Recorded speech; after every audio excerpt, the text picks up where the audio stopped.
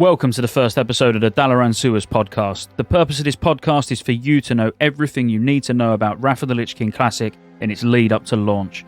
Today's episode is an introduction to Wrath of the Lich King Classic, where we discuss everything from the recent announcement news, raids, professions, classes, achievements, and much more. Join us on our 16-episode journey, which will include deep dives into each class, economy discussions, expectations from Wrath of the Lich King, and so much more. With some amazing guests already lined up over the next 5 months, it's a podcast you do not want to miss. Your co-host of the show are myself, Scottejaye, and a YouTuber you're bound to know if you've ever typed in the words Wrath of the Lich King into your search bar. Of course, that person is Rugs.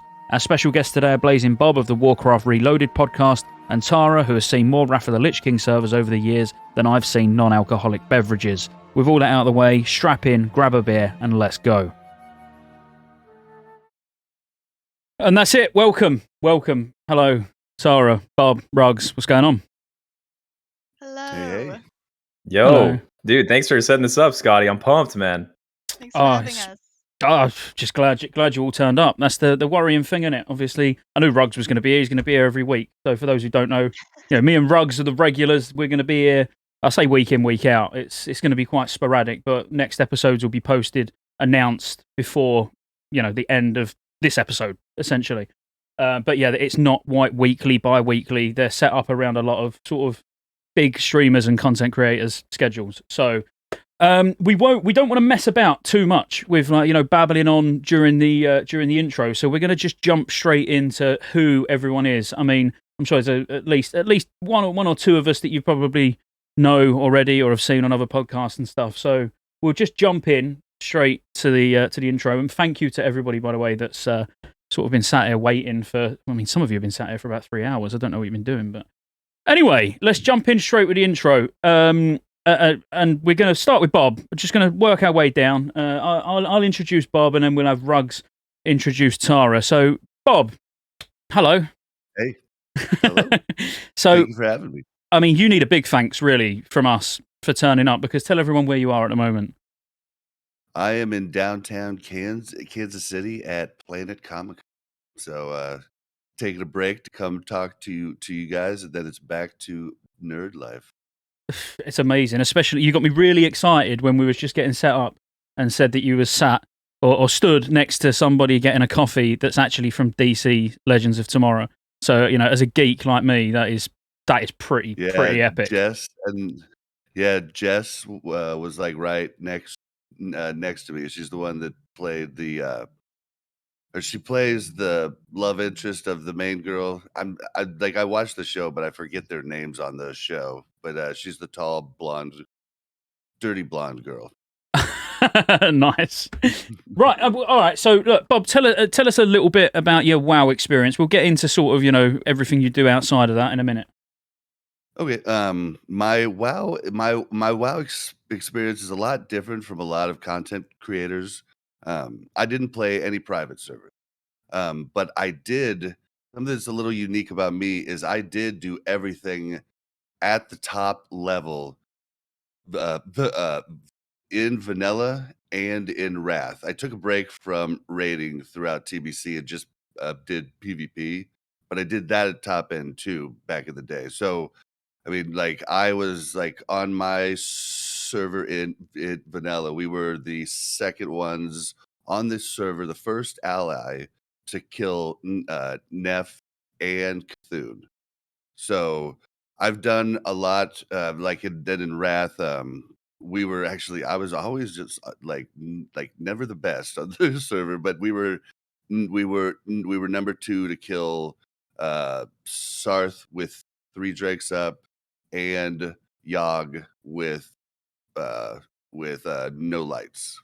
So I've definitely played at the highest end. Now I play a little bit more casually in Classic, but we still, I'm still in a guild that killed Fash and KT pre-nerf and all that. So are you planning on going quite hard in Wrath? Planning on going back to your roots of being hardcore, or still taking it casual? I'm loving the guild that I'm in, and it's it's not a ton of pressure. I'm still a half 99 parser. So I've got half 99s, half 98s, 90s, 97. So I still take it pretty seriously. It's just I'm not in one of those guilds like, Sarth or someone like that. And I kind of like it like that. That's kind of like what I do is I just do kind of the little bit like, I think people have called it sweaty casual. I love how there's I a like title that. for everything. And there has to be, it don't matter how you play the game, there's got to be some sort of title. But no, that's cool. Well, yeah, thanks for that. I've got to put you all on the spot. Sorry, everyone who's watching has got to know who we all are. I mean, I don't mind answering some awkward questions from one of you in a minute. You can ask me anything you want. And I know you'd probably love to do that, Bob, to be fair.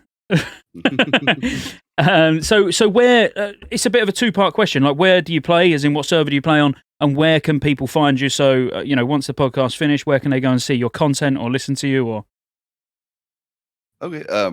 So basically, we were on White Main forever for the start of Classic, and then here, pretty recently, White Main just started to die. Now it's dead for Alliance. Like, we just had to leave. There was no one left to recruit. We couldn't walk anywhere. We couldn't get into SSC without about 6 to 7 deaths, before we got in, and it had just gotten out of hand. So I pushed for us to go to Grobulus, but we ended up going to Benediction.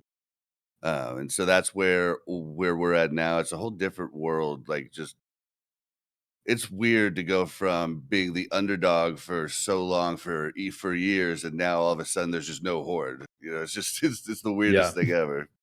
Tara and I actually had the exact same experience. We were on White Main as well, and we went to Benediction. Oh wow! Okay, yeah. Okay. Everyone left White Main, and I went there. That's really upsetting. What guild were you in? We were in a guild called Third Shift. We were like a super late night North American raiding guild, and we left. We saw the trend of Horde dominating White Main, and we just jumped ship like as soon as we could, and all 25, 26 raiders just like all went to Benediction. Yeah, we lost nobody. Everybody came. Even some socials came, which we were like, huh, okay. But yeah, it was definitely the right decision. We probably held on a little too long. Like, it had gotten crazy. Like, it was a ghost town in Stormwind. So, but we're happy now. But yeah, as far as my content, I really don't do guides or anything like that. I leave that up to the real big brains. I do a podcast called Warcraft Reloaded. We do it live on my channel on twitch.tv/BlazinBob, BlazzínBob. But I would recommend, if you're going to check it out, check out the audio version. It gets a lot of love in post, and it's on anything that you can get a podcast on.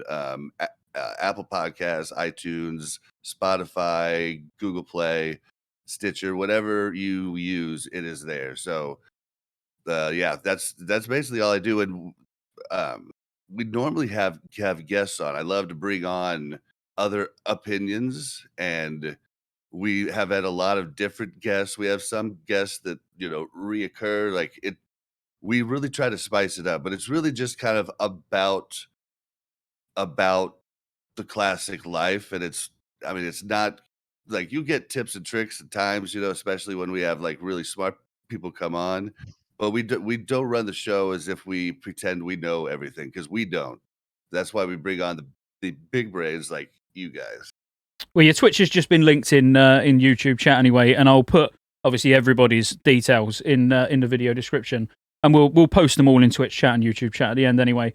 But yeah, I mean, I love your podcast. I must admit, I was probably a little bit late to the party with it, but I listen to you and Mel very, very regularly now. Well, every episode you put out. I mean, there was one episode you done recently which was absolutely amazing. You had a alcoholic British guy on there, but we won't talk about that. So it was a good one. Yes, it was a good one. You were pretty funny, man. It was a really good time. You say funny, other people say cringe. All right, cool. Let's rattle through these last two. So what will your main be in Wrath of the Lich King, Bob? And why? Why are you choosing that character? I'm going rogue. Rogue is what I played really exclusively vanilla and Wrath. I played Warlock and TBC, but then switched back to Rogue mid TBC too. Like Rogue's just like where I feel the most comfortable. When I came back to Classic, I I rolled Warrior because I just wanted to hear what all the hype was about. I'm glad I did that, but it's time to go home. It's time to go home. Absolutely makes sense. Yeah, I mean, Rogue's a good shout as well. Rugs and Tara. I mean, Tara, you've been on probably, from what I've heard, more RAF servers than probably me and Rugs combined. So, what's your opinion on Rogues? Is he making a good choice? I think rogues are going to be super good. So if you want to keep parsing, then that's probably a good idea for you. Because early on, you're assassination, and you don't need that much gear to just be top on single target. And then later on, you can go combat with the armor pen and keep up with everybody else. So it's gonna be great. Yeah. In terms of like trending classes, there are a couple that come to mind. Like people are getting hyped to go play Ret Paladin and Wrath, and I always try to like temper that like trend. But the people who are Keep 'em getting down. hyped to go play Rogue, like have fun, go for it. Like Rogue is a great choice. Like if that's like where your roots are, like get back in it, man. You're gonna love it. Yeah. Yeah. And the Yeah. raid loves I'm rogues because of tricks of the trade. Tricks is awesome. Yeah, and it's and it gives you a little bit of power. You know what I mean? You'd be like, "Oh, do you want my tricks this time?" Okay, all right. Yeah, you'll be able to make some gold, Bob. That's what it comes down to. You're going to be able, you're You going to have to will. sell that tricks all the way through the raid. So, I mean, that's banging. Right, last one. So, this I'm hoping we all don't say the same thing here, but what's the one thing, if you had to focus on one element of RAF, it could be the fact that you're going to be playing a rogue. It could be anything, a system that's introduced. What's the one thing that you're most excited for in RAF? Dual spec. Good answer.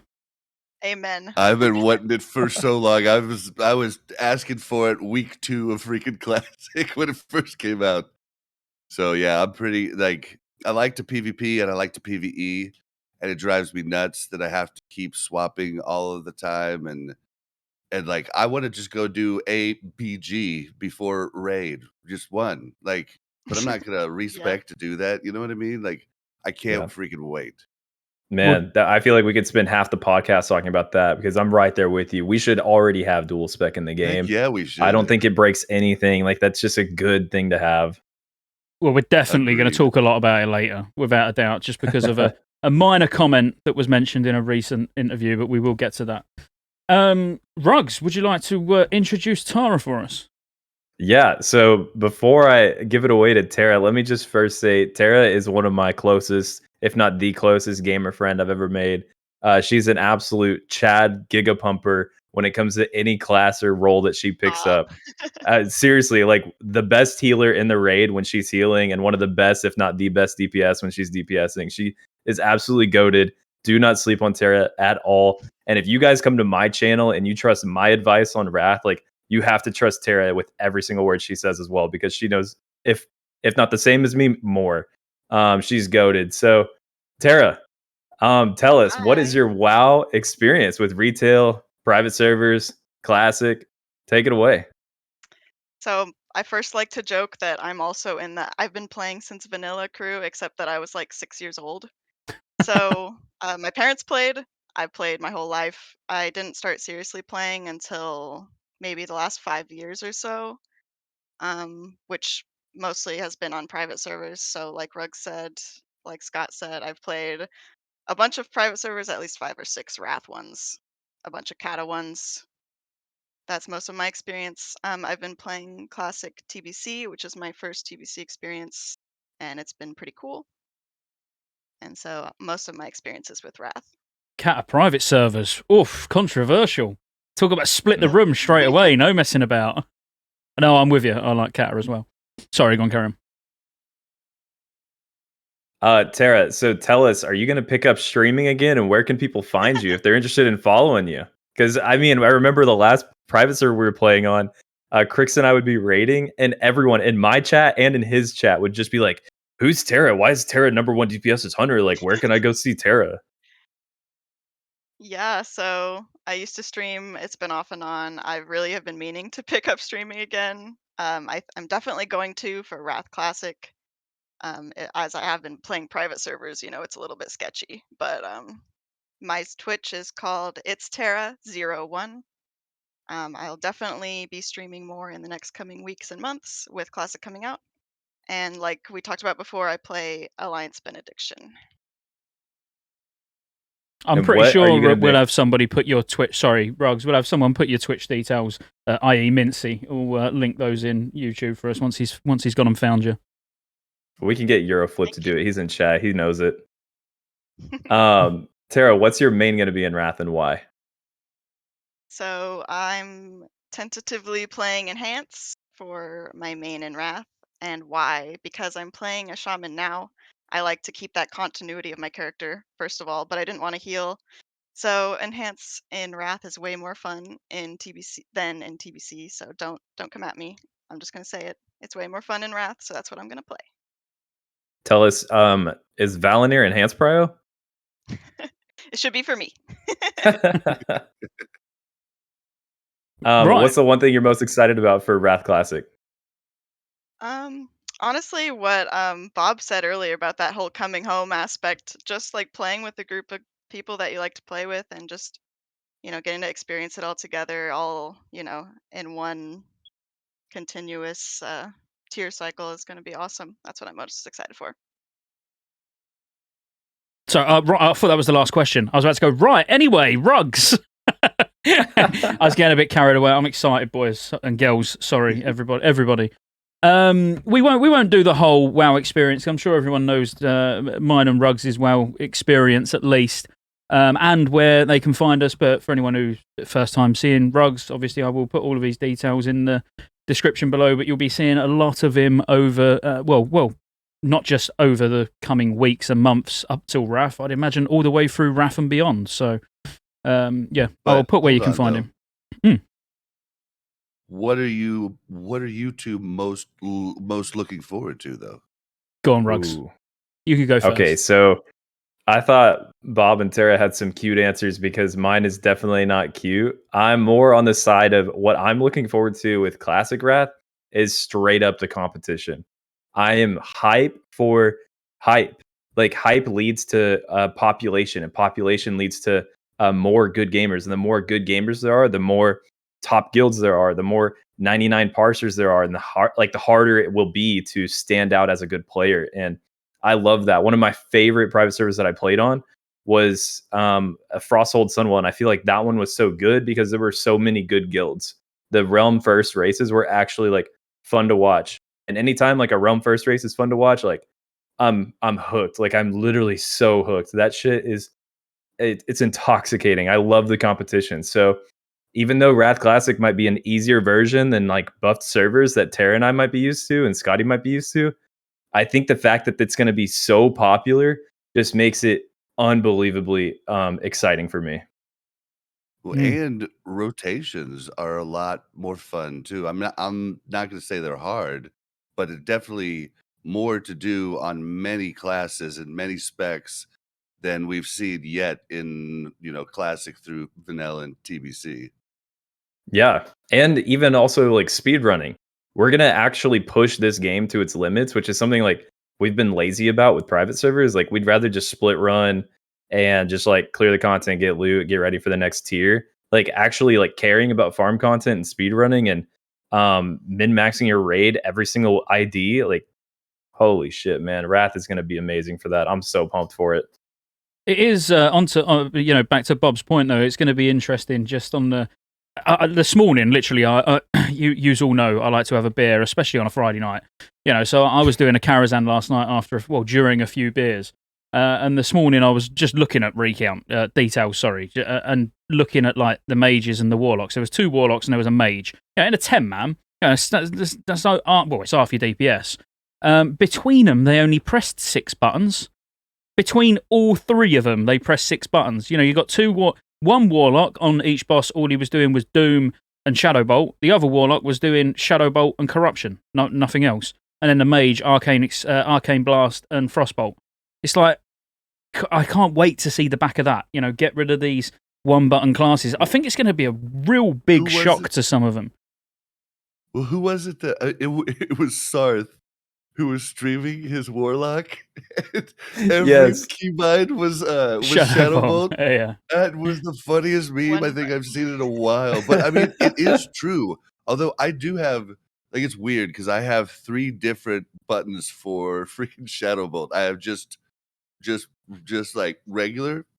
Then I have Trinket, and Destropod Shadowbolt. Then I have all mana consume Shadowbolt button. So I can just kind of switch between those and not have to pop everything. So I only have Sounds hard, 3, that. keybinds for. Yeah, I know, That's disgusting, dude. Difficult life, that. I mean, I don't know. It's so easy. Like when I chose lock going into TBC, like I hadn't done any PvE in TBC, and I knew it was true, like, but I thought it was still kind of a meme. Like I didn't realize it really was Like, just no, it's Shadowbolt, actually one especially button. later. Yeah, and like now that the gear's the right way, like there's no reason to even go the spec where you use Immolate. So it's literally just Shadowbolt. Like I'm sitting there raiding and I'm taking to drink, like it's horrible. Well, I remember when Classic TBC came out. It's still my first experience with TBC, and I'm playing a Feral Druid. And Feral Druid has a rotation in my defense. I think like I'm pressing a lot of buttons. And I remember I was in a heroic dungeon with a guildie, and it was again phase 1 early on. And he turned on his share screen on Discord because he was going to show me something on his UI, and he plays a Warlock. And I start watching, and I realize all he's pressing is Shadowbolt, and I lost it. I was so pissed. I was like, what the fuck? I'm doing so much over here to do a fraction of your damage. And I am pissed for the opposite reason. And like I can't switch roles now. So I'm just stuck till the end of this expansion. And like I hate playing the Warlock so much. So I'm on the opposite. I'm pissed off because I can only hit one button. Like that's why I'm mad. And what am I excited for? Yes. So there's 2. There's 2 things, but if I have to pick one, it's got to just be the Druid. Feral. Just the massive difference between having to put up with Feral as it was in Vanilla and TBC to then getting what I would call a polished Feral. That in Wrath, it's just, I know Bear don't go through that many changes, let's be honest, but being a cat that can use consumables, can use engineering items, in form, not having to power shift, not having to use a level 40 head, a continuous stream of energy, so everything's more predictable. You can plan things out in advance. And let's be honest, just being able to absolutely dominate if you know how to play. And that for me is it's miles ahead. The close second was Ulduar, by the way, because I do love Ulduar. But yeah, them 2 are miles ahead of everything else. And it is just the fact that seeing a particularly average Feral versus a really good Feral in Wrath it's really satisfying for me. Mm-hmm. We had Hopefully. A really good one when I played Wrath. I mean, he was amazing. Yeah, and I say all the time, and I don't think anyone believes me. I'm like, the difference, like on private servers at least, Wrath servers, I shouldn't say private servers, it sounds naughty, don't it? But you only see really, really good Ferals or really, really bad Ferals. There's you never see that in between where they're just sort of hovering around, I don't know, 6th or 7th on the DPS meter. They're just a bit average. It's either they're full board pumpers or you kick them after one boss because they can't play their class. Yeah, it normally is one extreme to the other. So that is what I am most excited about. Anyway, on to if we're all happy with the introductions, which probably went on a bit long. Have you, Bob or Tara, have you got any questions for me or Ruggs before we carry on? Let's go. I mean, like tons, but I don't think we have enough time. I mean, I think we have a lot to get into. We've got a lot to get through. If we got time at the end, I mean, I have said that there'll be a bit of a Q&A at the end. If anyone in chat's got questions, obviously there's no alert box on screen or anything. So if you do super chats or donation questions or anything like that, obviously Mincy, shout out to Mincy, he's the man today. He's going to be keeping a log of all that and we'll go through them at the end. But on that then, I suppose the thing that we should really go over is the announcement, isn't it? Really, I mean, it's only about a week old, not even that, a few days. How do you feel about it? We'll start with Tara. Any good or bad things that really stick out from it? I guess something that I was really surprised by was the lack of the RDF. I was kind of surprised that they chose that. No, you weren't surprised about that. I You're feel like talking I about the was. thing I that think broke most of the the people, internet? I think most casual players will be hurt by it, honestly. Oh, And yeah. on the other hand, maybe it's a hot take. Um, if people, the community aspect is what people, either love it or hate it for. Like me, I only ever dungeon with my guild anyway, so whether there's RDF or not, like it doesn't really matter. If you're someone that interacts with the community, you're going to, and if you don't, then you don't. So that's my opinion. How did you feel, Rugs, when you saw the announcement? Um, Not necessarily just RDF, just the announcement in general. Was you sat there like, this is obvious, we knew it was coming? Was you a little bit shocked that it was announced early? Like, just general feelings around the whole thing, really? Right. So just the announcement the other day, nothing from like interviews and information included there. Just the announcement itself, I thought was all right. I thought the cinematic and everything was cool. I thought I don't know how you guys felt, but I'm pretty sure they totally debated us with that 2023 and then it switched to a 2 kind of animation. So I thought the announcement was cool and I'm hype. I 100% expected the announcement to come. So there was zero surprise there. I was, and I expressed this in a recent video of mine that brought a lot of heat to my channel and my reputation, but I was pissed about the RDF thing.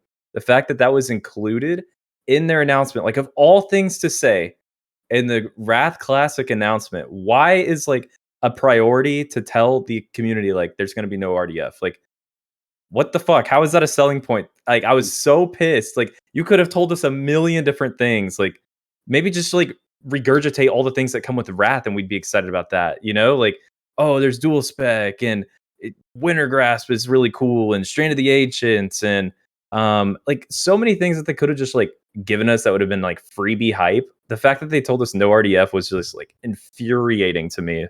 But Well, I I'm agree. quickly realizing that through comments and people talking in my Discord that there is a lot of people out there who didn't want RDF, and I never heard them. I never heard them at all. I'm with And Rugs. it turns out that there are people who don't want it, and I'm starting to understand where they're coming from. I'm not going to ever agree with them, but I understand them. I hear them now. Well, Yeah. so I looked at all the polls that people had put out, like various different YouTubers, and I posted them all on my Discord. And it was, some polls were like 75% in favour of RDF. Some were at 60% in favour. There wasn't a single one that wasn't in favour of Random Dungeon Finder. It was just some that were closer. So I think the closest one I found was 60-40. 60% of the people wanted it, 40% didn't.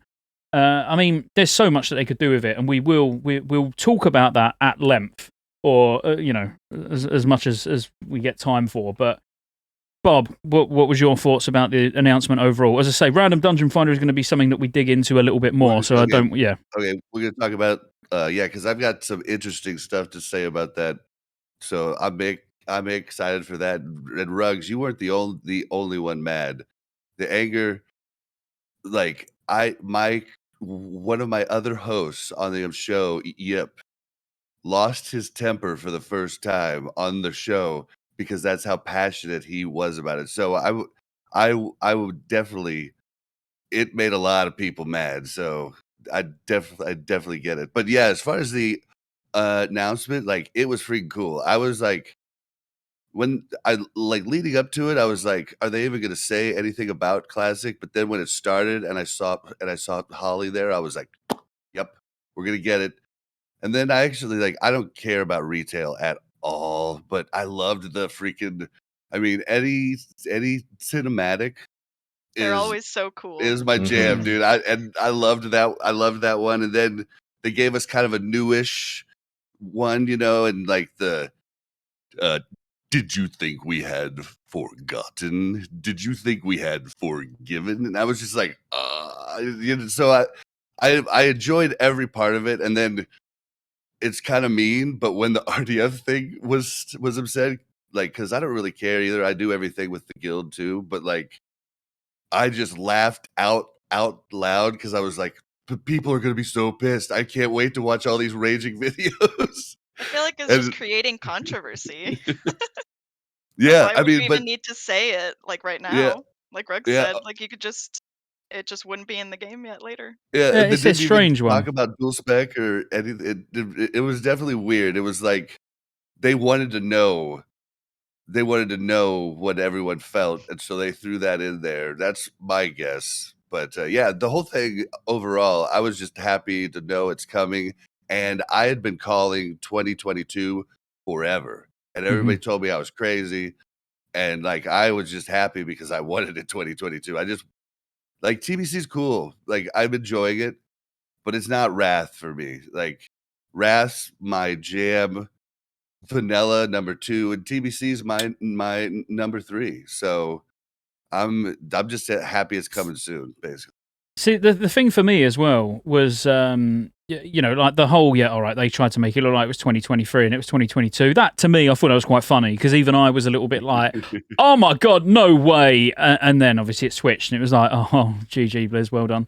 But the random dungeon finder to speak about it was shocking. I agree with what Ruggs said, you know, as in why of all the things that come with Wrath, why did you need to speak about the one thing that's going to get everyone's back up? Or, you know, make people be happy, but a smaller percentage be happy, more people be annoyed. But it was more the way they weaved things in that, you know, we only had a survey, what was it, 2 weeks ago? Something like that, talking about boosts and what would come with deluxe editions and all of that.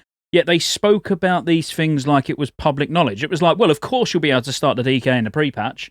What? Like, sorry, what do you mean? Like, you're saying, and yes, you'll be able to get a 70 boost. What? But they said it like we knew already. You know you're getting a 70 boost. I know. Well, no, we didn't. We didn't know we was getting a 70 boost. We thought we was going to get a 68 paid boost, but now you're saying we're going to get a 70 boost. You know, you don't need level requirements for DKs. We're going to, again, I don't want to go off on a tangent because we are going to go into all of that. But yeah, the whole announcement as a whole for me, I found exciting, definitely exciting because, you know, I am, Wrath of the Lich King is and probably always will be my favourite expansion. You know, I say that's never going to change. I really like Mop, but let's not go there. But, you know, it's good news, but I just feel like they didn't need to put that sort of sour topping on it by throwing in things that we didn't need to hear about yet. It's almost like the way they said it. They started with the word obviously, you know, and it's not, and it wasn't obvious, you know, but it's like they started with obviously this, obviously this, obviously this. It felt that way in the way they put the info out there. I definitely agree with that. I hadn't thought about that. Yeah, and when they speak, you know, say like, you know, it's not a good fit for our community. I mean, you don't know your own community. I mean, it may be your game, but you don't know your community. You know, if you holy shit, dude, yeah, they've got no clue. They're so detached, it's ridiculous. You know, if they genuinely got feedback from people, who are the people that they got feedback from? You know, I want to meet those people. I think they confuse random dungeon finder with looking with raid finder, which a lot of people think was a really bad thing that came in. But I think they're kind of confusing the differences between, like, because I know there's a ton of people that don't like that. The random dungeon finder, I don't know that, like, people had problems with like cross server and stuff like that. But I don't really know anybody. Like, I was bummed. Like, I laughed because I thought it was hilarious and it's gonna be just the internet was gonna break. But I was bummed. Like, I was like, oh, okay. Because I would do more dungeons if, like, I didn't have to mess with it. Like, I would do it before waiting on a guildie, you know. So you can tell Blazing Bob does everyone. Yeah, well, let's get into that, Ruggs. I was about to say, you can see Blazing Bob does his own podcast because what a beautiful way to segue into Random Dungeon Finder next, anyway. So, Ruggs, go. I mean, I think you was about to say what I'm thinking, so it hurts everyone, you were saying. Yeah, it hurts everyone. Like, not having RDF hurts, in my opinion, it hurts literally everyone. Everyone from the casual, the dad raid logger, the social gamer, the semi-hardcore guild, all the way to the sweaties in the PvP community. And like everyone hurts from this. I have a really hard time figuring out and like putting myself in the shoes of somebody who didn't want RDF, because to me, everyone wants this. And I can relate to the PvP community here because I'm not a big PvPer, but the PvP community is vocal. Those guys want certain changes with PvP, and a lot of it is accessibility. They want increased honor rates. They got that. They want, solo queue abilities. No arena teams. They got that. And then not having RDF just slows down anyone's progress of getting a PvP set going. It's just like there's so many things that go into like the quality of life of RDF, and everyone gets slowed down from the top all the way to the bottom. Everyone gets slowed down. The questers, the levelers, literally all the way from them to the max level sweaties who need to spam and get as many emblems as they possibly can. Well, it's the low levels where I think where they'll struggle the most. Actually, is like especially how the servers are now, where everything is all about boosts. No one cares about anything else. It's just people do care. I care, actually. When I level a character, I do want to do the odd dungeon on the way up. It's not... Yeah, I would prefer to do it with a group of people my level and do the quests and do all of that. But it's literally impossible to do. With Random Dungeon Finder, you will. Go on, Bob. Well, there were people that worked up entire characters and just went straight through just doing dungeons, specifically healers and tanks a lot of times. Because it was the way that they enjoyed leveling, and it is a very complicated thing in my opinion. Like I think the pros definitely outweigh the cons, but I can understand some of the people's cons, and this is what made my co-host so mad, because he was like, "There's no reason it shouldn't be in there." Like he was mad, and I was just like, "But." You say it's going to slow down everybody. I think there are people that have the opinion that the game is too fast. And I don't get it. You don't get it, but it's the way they like to play, and they do like to talk and mess around and find the group, and they want it to be hard to find the group. They want to hold back people that aren't social enough to get in. Like they see it as a badge of honor, and I get that, but I do think that the pros super outweigh the cons, and for low levels for sure, because it's impossible to get a dungeon no matter what you do. It's all boosts. There's no, unless you're working up with a bunch of buds, and most likely they're going to just try to boost you too, instead of actually running with their low level characters in there. Yeah, exactly. So let's say, can we come up with, let's say we'll go with a little mini game for all four of us, and I'm not going to say that this is going to work perfectly. It's, this is not on the show notes. I've just literally thought of this off the top of my head, and I want to see if we could physically, between us, pick one compromise each. So by compromise, I mean you've got Random Dungeon Finder as it is, in a 3.3.5 state, like it is on Warming, like it is on everything else. So cross server, you get bonus emblems. On low levels, you get bags. You know how it works. So if we was to remove something, or basically make a compromise with Blizzard, and between us we make 4 different compromises. Tara, you going first. What one thing would you remove? Or if you want me to go first, I can go first. But one thing that you could remove from it to go, well, that will stop people complaining about the social aspect, or that will stop people complaining about, I don't know, whatever else they complain about. I don't listen to them. I know most people complain about the cross-server aspect, which would be easy to just not implement. Okay, I'll walk that back. People that will complain about it in one way, that they don't want cross-server, are on the mega servers. The people that are on the servers with 1,000 people, they're going to want cross-server so that they can actually queue into stuff. So I guess there would have to be some kind of I don't know, gauge of whether Scotty your had a server really should cross or not. Scotty had a really good idea on my show that is kind of like what you were saying, but it adds on to it.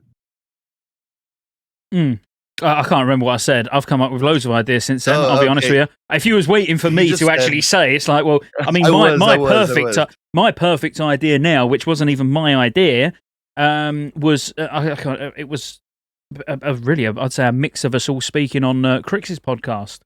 That actually there's a reward for people that make a group. So remove the emblems away from the random, and then people who physically create a full group of 5 people and walk into an instance, they get the bonus emblems at the end instead. That way, the people who want random dungeon finder get the convenience. The people who want to make a group get the reward. Well, the one you had on mine was like you tried for a short time, 3, 4, 5 minutes to queue on same server, and then it pops over to multi server. Like you don't want to So make then if there's too few people, it will expand yeah, it'll your just pop you search. over. Yeah, I do Like, remember and saying that. I Now. thought Yeah, that was a you really you good got me drinking on compromise. your podcast, remember? So it's your fault that I can't remember that idea. But yeah, let's face it though. What people need to get over is it's like me saying with the achievement system, because the achievement system's in. Every single person watching now and every person that plays Wrath of the Lich King has to farm achievements. You have to. You have to go back and do the old content to get the mounts. You have to get the Explorer. You have to do all the profession achievements and catch all the rare fish. No, you don't. It's there for the people that want to do it. Random Dungeon Finder will be there for the people that want to use it. As long as there's no reward, like where you're forced to do it, and all it does is put you in a group and teleports you to the instance, and that's it, job done. Then it's on you to deal with the shit that comes with that. That shit being people voting to kick you because there's an item that drops in there that they want as well, or people going AFK, or people asking to be kicked because they don't like the dungeon that they've got. You know, all of that stuff, we who want it would have to deal with. You don't use it. Exactly. One thing that people just not queue. One thing that Blizzard was saying in that announcement is they had the wording like this didn't seem like the right fit for our game or for Classic. And so when I think about like what is the right fit, like what do you mean by that? And I listen to my audience and what they've commented, a lot of people were voicing their thoughts on no RDF because the fact that someone could walk in, ninja loot an item, and then like leave and have no repercussions socially for it, for the social aspect of the game. To me, when I think about a compromise, how can we like fix that? And look, I'm not one to make a lot of compromises on RDFs. This is hard, Scotty. Like we're pulling teeth here. But how about personal loot for RDF? We straight up take the retail version of personal loot and we use that with RDF, and then that way, like nobody can really ninja loot anything. Screw it. Hot there you go. take. I love it. No, you're the first person I've ever mentioned that. I love it. Yeah, I think Yeah, I that didn't even opens think another about can that. of worms, though, because then there's the people that are going to be like, "Oh, but the personal loot was the problem." Yeah. Yeah, but people are Yep. always Oh, going to complain, definitely. aren't they? hmm Yeah, So- I've not heard that. That's But Bob, actually, what would you be your compromise though? So Tara touched on cross server. So all I want to do is whittle down to where we've got a random dungeon finder between us. So Tara's removed the cross server. The thing that would need addressing, obviously, as we all know, would be, well, if it's a dead server, they're not going to get groups, but then they would have to be connected to other realms. It's as simple as that. But, you know, for the bigger servers, it's server only. What would you remove, Bob, to please people who are anti-RDF? Okay, so one thing that I know happens is the toxicity of the ease in which you can kick somebody. Like I've grown up a lot. And I'm a lot nicer person now. But when I played Wrath originally, we would normally 3-cube. And if someone did anything wrong, we would insta kick them. I mean, it was like we wouldn't say anything. We wouldn't give them a chance. Nothing. Like, I mean, we would insta kick them, and maybe a way to not solve it, but make it a little less, less of a thing to happen is if it is same server, then um just making you have to go to the actual dungeon, because if you kick somebody halfway through, yeah, you'll get somebody to fill that slot, but now you gotta go outside and summon them. And like maybe you're like, well, I'll give this guy another chance because I don't want to deal with that. That could maybe help, possibly. I don't know. I'm grasping at stuff here because I'm not going to be the one that gets kicked, but I feel bad for the people that do, and so I'm trying to think of that because there's a lot of people that are going to get kicked. I'm waiting for Something Bob I on think his podcast episode to complain that he got kicked from his first random dungeon Yep. finder. Oh 'cause yeah, dude, I it's would gonna kick be him great. even if I was in his guild. Now he's said such a bold statement. I would kick him Well, on the first one. Oh, dude, we'll get kicked just because we're content creators. They're like, dude, I got to kick Bob. I've already said that. I said I'll be getting kicked left, That's right, the target. centre. But sorry, Tara, go on. What was you going to say? No, I was just gonna say I don't know if I read it in chat or if I got the idea from chat, but someone said something about only having the RDF for leveling dungeons, Mhm. but then not for heroics. So that if you're worried about the ninja looting, that's where it actually matters. So you Yeah. just make your own heroic groups. All the people leveling trying to get ported to their dungeons can still get ported. You could even keep the bonus rewards out. You can just have them port you there, and then just make your groups for heroic. Maybe that's a compromise. I think that's a good compromise as well, to be honest. Because again, I think what a lot of people forget that, well, particularly you, Tara, and Rugs, you won't forget, is the first day or two of doing heroics anyway, you're not going to be using random dungeon finder. You're going to be doing walk-ins because you're not going to have the eye level to queue. So that social aspect's there for the time where it matters. Because let's face it, once you can queue, you're almost You only need to only do doing one it for dungeon emblems now. anyway. Yeah. So it's like, yeah, it almost doesn't, it's a non-issue, but I don't think people actually understand that. I think they think because they're full Sunwell geared, they're just going to walk straight into heroics, or they're going to queue straight into heroics with random dungeon finder. But they're not. They literally will not they still will not have the eye level when they get to level 80 to queue. So it kind of is like, well, you've got to run, you've got to do all the first ones, and then after that, it's boring. Why do you want to? I think, Just queue. but you kind of hit on something though. I think there's a common misconception. People take like the gearing moving from vanilla to TBC. They take it as a 1-to-1, thinking that's the same that Wrath is going to be. And in TBC, now weapons were way higher in TBC. I mean, you were replacing those super fast, but like as far as like a lot of the just gear, pants, chest, yada yada, I mean, Nax gear was pretty like side grady to the stuff that was in Kara, but that's from what I've heard, that's not the way it is for Wrath. It's really a big jump. And I think there's a lot of people that are just thinking 1-to-1 of what it was when they came from vanilla to classic with Nax. I don't Rugs know, Bob. looks I excited actually to talk. think, yeah, I actually think that it is more like what you just experienced. I don't know if you remember the first week of raiding in classic TBC, the people who had like full tier 3 gear, it was straight up like really useful in Kara. It was straight up useful in Mag. Like that stuff actually made somewhat of a difference depending on what loot it was. Oh And I yeah, think yeah. that's like actually going to be a big thing in Wrath too. I think Oh, the Sunwell gear will carry you you think so? way further than you think that it will. Really? See, Yeah. see from what I've heard from a lot of people is the gear jump is like a lot larger in Wrath. This is just what I've been trying to like consume as much as possible, and like, you know, because I don't exactly remember what the jump was like, and I didn't even have I Sunwell don't. gear when I went to Wrath. Yeah, no, I'd be with Bob here. I think the actual gear, the eye level increase is substantial. You know, when you go from tier 6 to 5-man heroics, you know, you're looking at like 50-ish eye level on every single item. You know, there's really good pieces because of extra gem slots, which is probably what you mean, Rugs. You know, as in like the crafted tailoring chest, for example, that actually is nearly as good as your tier 7 chest. You know, it's only a little bit of spell power, you know, if you're a caster, lower. But yeah, in general, it's the eye level jump. I think it's those big pieces from somewhere where they've got a full extra socket that you wouldn't get in another piece of gear, because a lot of the 200 gear in heroics hasn't got sockets. You know, obviously your head has and that, but the vast majority of it hasn't got sockets.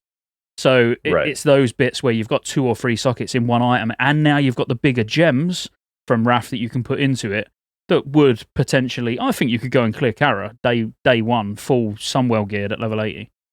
Yeah, without any issues. You mean Nax? Nax, sorry. What did I say? I think you said Kara, but I knew did I say exactly what you Kara? meant. I knew exactly what I you meant did Nax. too, but I just wanted to clarify for anybody listening. Oh, yeah, no, it's because we were just talking about Kara. Oh, whatever, I'm confused now.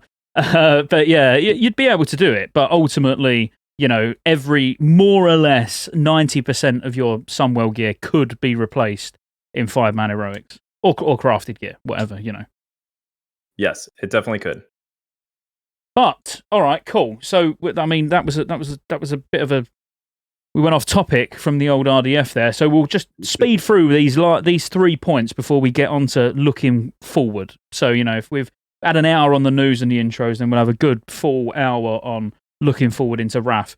What's all your thoughts? And we'll start with Bob. So, what's your thoughts on? I'm going to say no faction change at the moment. No faction change, no race change. But they have said that they're discussing it still. But from a tweet by Brian Birmingham, he actually categorically said no, it's not going to be in the game.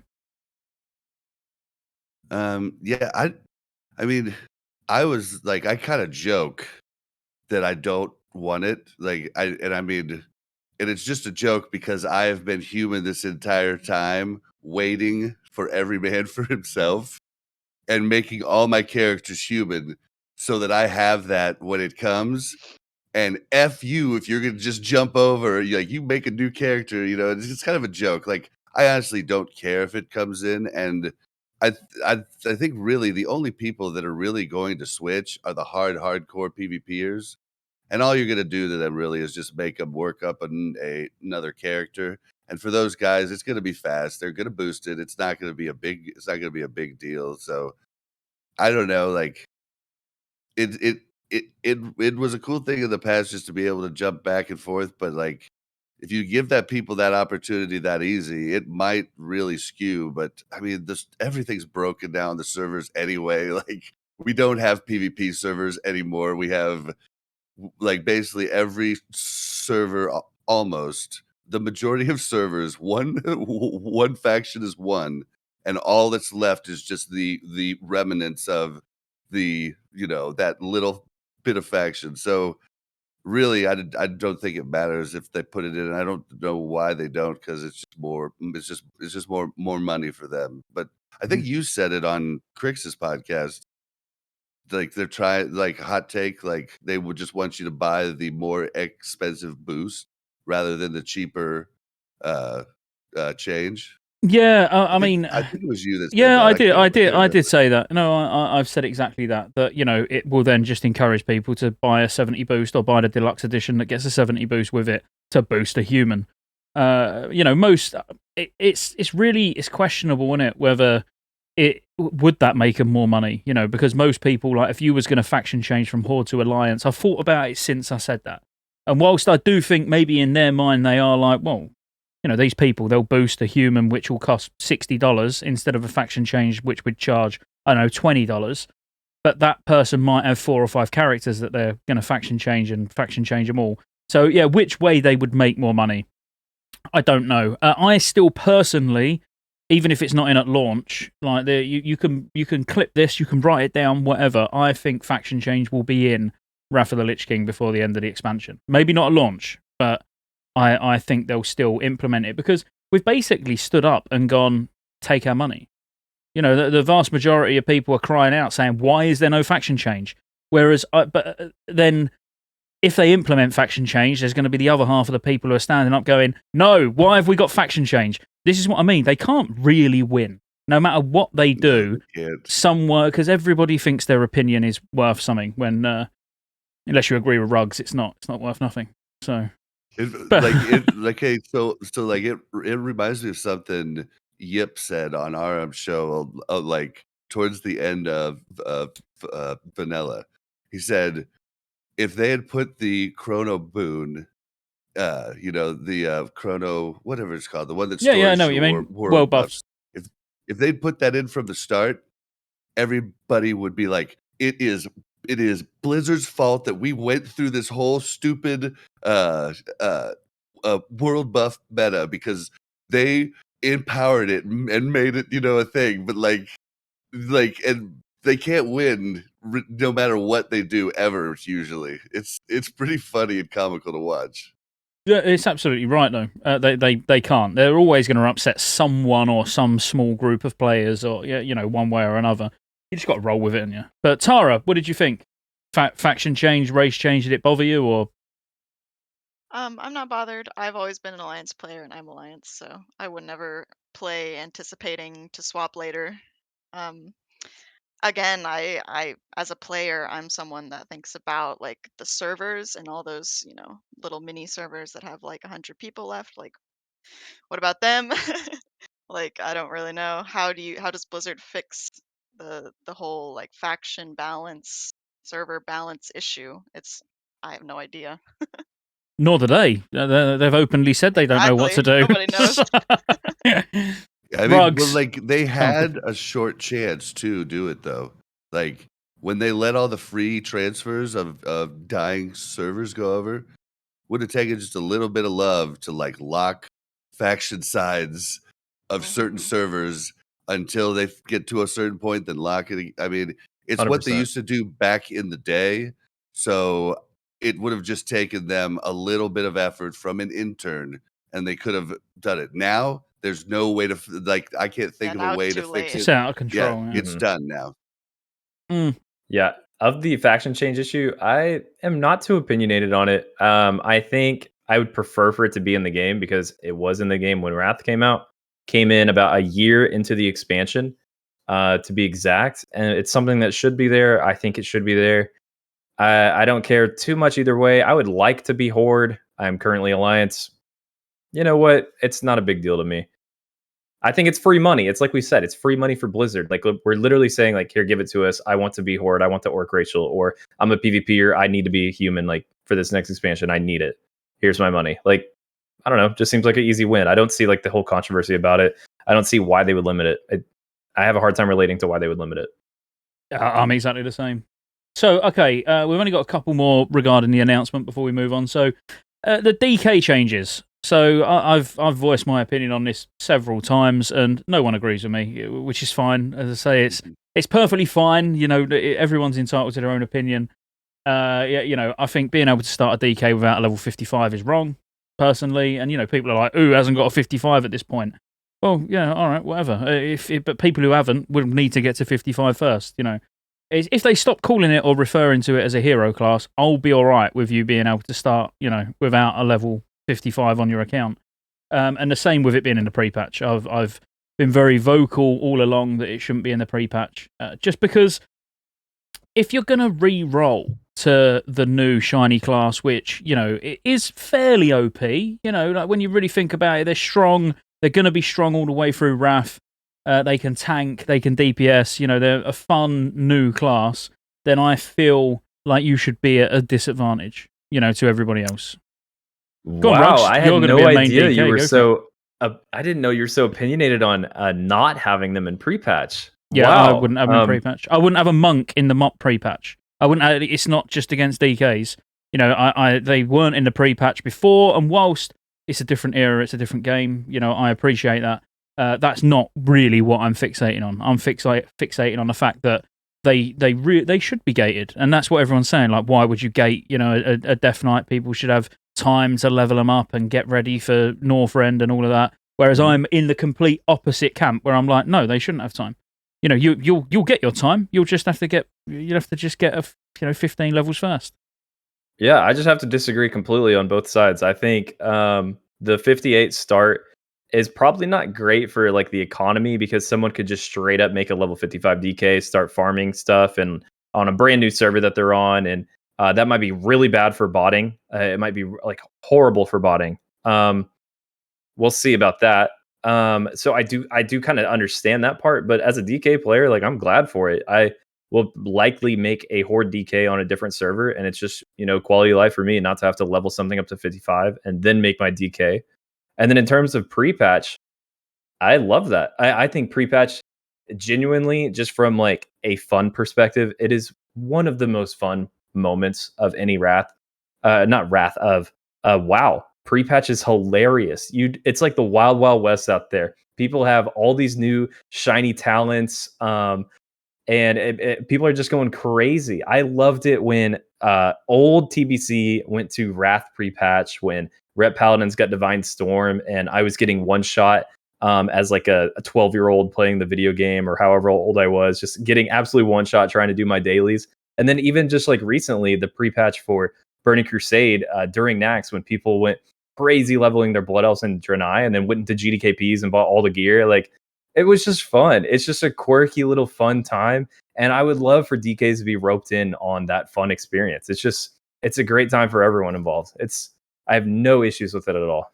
Well, it will be new. I mean, and that's the thing. It's not keeping with the spirit of Classic. This is the thing where they can be very choosy. They're like, well, it wasn't like that back in the day, but this is now a convenience thing, or it wasn't like that back in the day, but we don't think if we don't do it, it's not going to fit our current community and stuff. So basically, they can do what they want. But yeah. It's my very old school mentality. Like that's it. And again, I'm pretty much in a little camp on my own. Against everybody else. Because everybody is like, no, they should be in the pre-patch, blah, blah, blah. Whereas I am literally on a little camp, in a little camp on my own. Like, well, no, they shouldn't. Because you're the old man on the porch saying, get off my lawn. This isn't how it's supposed to be. I am, exactly. It's like, why is this DK on my lawn? You can come on this lawn when the game launches, mate. Yeah. But it is, it's just that I also think it would be more fun, actually. Like, yeah, I get what you're saying, like the pre-patch, having a DK in the pre-patch when it's never been done before, because again, there was no DKs in the pre-patch before, so this is a completely new experience. But the preparation that you'll put in to make sure that you can get to 70 or 68 to get to Northrend as quick as possible and everything feeling like a rush. That's why I re-rolled Monk in Mop. Again, Monks weren't there. I had to do the whole, 1 to 85 before I could get into Mop lands. And that was really fun. That was a challenge for me. I enjoyed that. And I think whilst people won't agree and they go, no, DKs in the pre-patch will be a lot more fun because you're not far behind, actually, that catching up could be equally as fun as playing in the pre-patch. I mean, I'm just trying to convince everybody else now at this point. Well, there's something to be said, actually, about, like, if DKs come out in the pre-patch, then, like, the whole wave of everyone making their DKs and, like, the starter zone being insane, that's going to be in pre-patch. And then all the DKs have all now caught up, and so now everyone is level 70 waiting for actual Wrath. And then all of the Wrath starting zones are all, a cluster. So if, like, DKs came out not in the pre-patch and they waited until actual launch, it kind of splits the pop a little bit. That's a good point. To the It DK alleviates starting. it. Yeah, the DKs are starting in their zone, everyone else starting in Borean. It kind of or splits just it give a us little bit. RDF. We have RDF, and then Borean and Howling Fjord won't be so bad. Yeah. Yeah. But it's just an opinion. What do you think, Bob? Go on. Well, I was actually until just now, I was actually of the opinion that I love them in pre-patch. But that is a really good point because that's a real small starter area, and during the pre-patch, it's gonna be nutso. But if it came out at launch, I wouldn't be, it would only be the people that do plan to main DK probably there. It would significantly cut down on the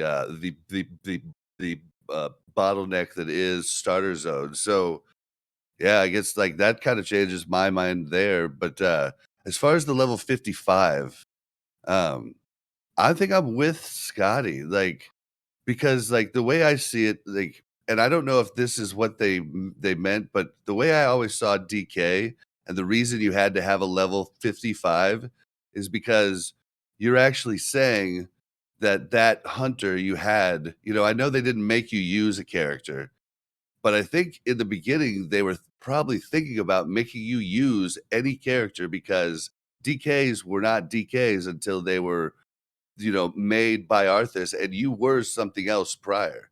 So I think the whole thought process was you were a hunter that got killed and risen by the Lich King and then fought back, So I guess like I don't really care, but I think I'm with Scotty, and I think that you probably should have to have a level 55 that you've worked up. Not even like I don't even think you should be able to buy a boost and then make one also. I think it should be someone you had to work up. It's what people had to do back in the day. I know I'm kind of an old boomer, get off my lawn type of dude too. Like I played it, all of it back in the day, and I was actually like, vanilla when it came out. I was just fresh out of college.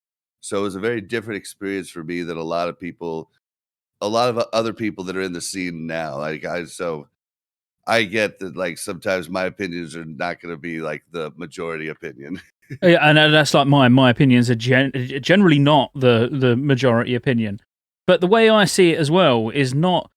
Yeah, it'd just be great to see the levels of preparation. Like, I'll make it perfectly clear, I really am not bothered. Like, I don't want people thinking that I'm getting hung up on this. If DKs are in the pre-patch, I assumed they was going to be in the pre-patch anyway.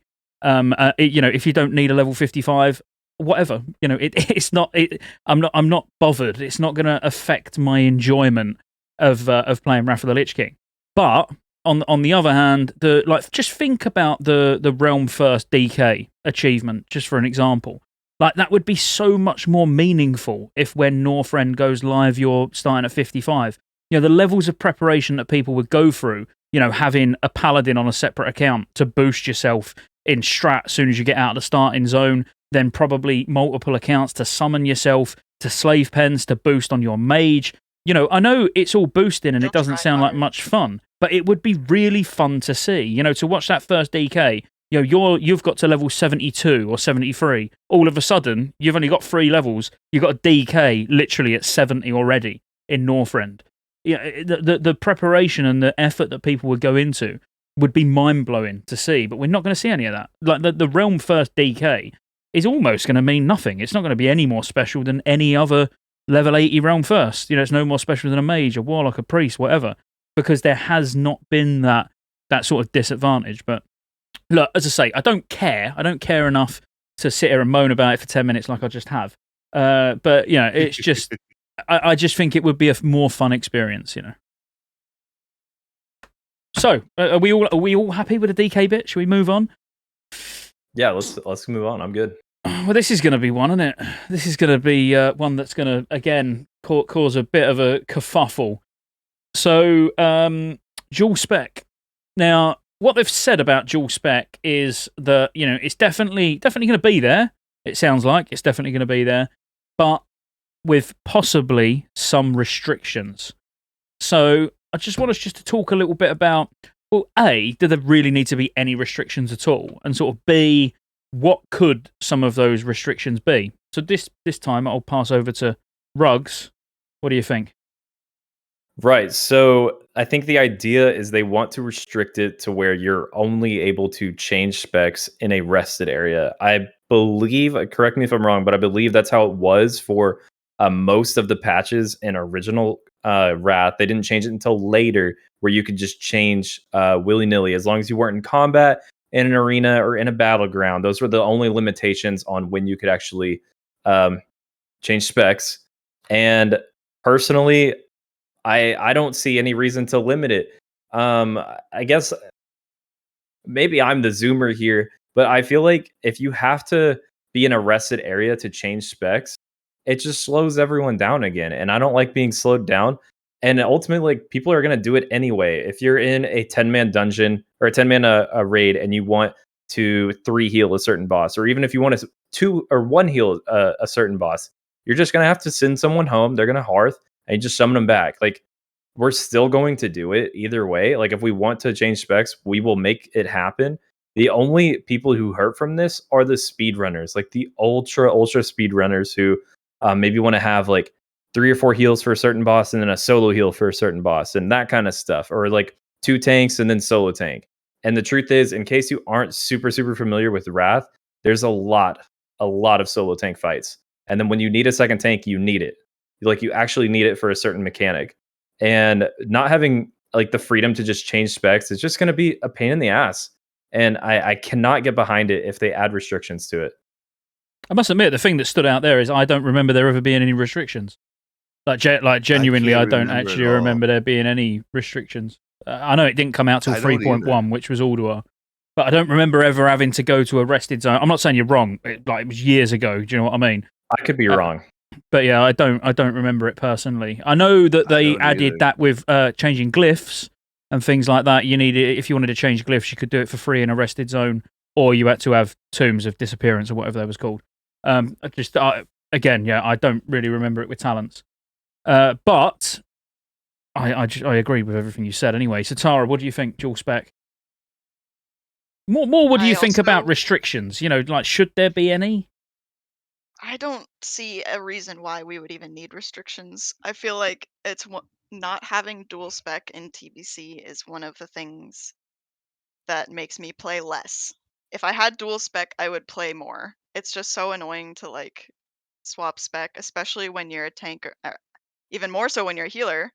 You can't like do anything unless you're in a group, and then you gotta respec, go your DPS spec, go respec back to free raid, etc. All the PvP players, I don't even PvP, and they, I'm sure, are annoyed when they have to swap all the time. So I don't see why they would restrict it. I feel like everyone wants dual spec, and in its purest form. Yeah, agree. Bob, your thoughts?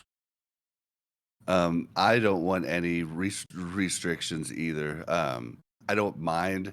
I think I'm fine with going to a sanctuary area or rested area to change. I mean, like I just want dual spec, please. But I've also heard it could possibly be the level that you could get it. Like you might not be able to get it till like you're actually max level or something. But what scares the living crap out of me is what if they put it on a cooldown? I do not want a 15, 20-minute cooldown. Like, that would really suck for the way that I want to use it. Because then I'd be like, well, I got to be done PvPing 20 minutes prior to raid, or people are going to be mad. Like, and what if I forget to switch after I come out of that BG? I go AFK, and then all of a sudden it's 5 minutes before raid, and I'm like, oh my God, I didn't switch. So if they make it a cooldown, that scares the living crap out of me. Yeah, I mean, it is all they can really do. Thought about that. I really hope they don't. That's such it scares me. It scares me, dude. It's when the it one comes to thing that I think on they'll dual do. spec, I really hope that's like this isn't a conversation. 6-8 months down the road. That would be really really toxic of Blizzard. Yeah, I think there's only so many things they can do. All right, so you guys want to move on to the next thing? Sorry, I was actually talking, but I didn't realize I was muted. It's because I was just typing and I was looking, because there is a lot of backwards and forwards. I mean, between Twitch and YouTube chat, saying about dual spec never had restrictions. Dual spec did have restrictions. I mean, it may very well have done, but I've looked on WoWpedia and WoWWiki, and neither of them mention that you need to be anywhere. I mean, the only change I can see is that it literally, from when it got implemented in 3.1, it then in 4.0 got reduced in cost. But as I say, I may need to dig deeper into that. It sounds familiar, but I just don't remember ever having to leave Ulduar or anything to do it. But as I say, I will dig into that more after the stream anyway. But yeah, restriction-wise, I don't think there's many restrictions that they can put on other than that, having to be in a rested area or having a small cooldown on it, even if it was just 5 minutes or something. I mean, I don't know what that would really achieve. Or, I don't know, you have to speak to your trainer. Again, I don't even get why they would be discussing internally about adding restrictions. Because is that eroding that social fabric that they're so precious about as well? Like, yeah, it makes no sense to me. They could also do things like locking you to the raid with whatever spec you walk in with, and boy, that could cause a lot of problems too. Like, I forget to swap over, and then I walk in, and I'm saved to that raid ID in my PvP spec. Like, that could be horrible. It would just be so damn annoying. Think about like patchwork in Naxx, where you need a third tank to soak eightfuls, and then imagine that guy being like literally third tank doing nothing, absolutely nothing. The rest of the entire raid. Like, God, what a waste! What an absolute waste! It lets your comps be so much more flexible because you can swap who you want to tank and heal, like per fight. Well, it's awesome. And how bad would it suck for that third tank just to be like, well, I'm just gonna walk around here, okay? And the alternative is he comes in for one fight and then gets kicked out of the raid too. So that sucks. That's probably more likely, isn't it? Let's be honest. Right? Yeah, it is. But cool. All right. Well, yeah. So dual spec. don't sound like any of us are much of a fan of there being any restrictions whatsoever. So the last thing before we actually start talking about the exciting stuff, I mean, it's taken us ages to get to these exciting things that we are going to talk about, which is actually what we know to expect, what is going to be happening in Wrath. So the last one is it's a bonus one that I just threw in because I find it quite interesting, and it might be something that you even struggle answering like off on the spot, because you might need to actually think about, oh well, how important are these things going to be? But if we got beta tomorrow, so we're all on the beta servers tomorrow, what would be the first thing you want to test? So Tara, we'll go round in a circle. So I'll go last. Tara, what would be the first thing you'd want to test to see if it's the same as private servers or the same as back in the day or whatever? Probably the DK zone first, honestly, just to see if it's broken currently or not, because a lot of times, the quests don't work, they don't share properly. One person does one quest at a time just to see how it's being implemented. That's Yeah, probably what I would do first. makes sense. Bob, what would be the first thing you test if you've got one off the top of your head?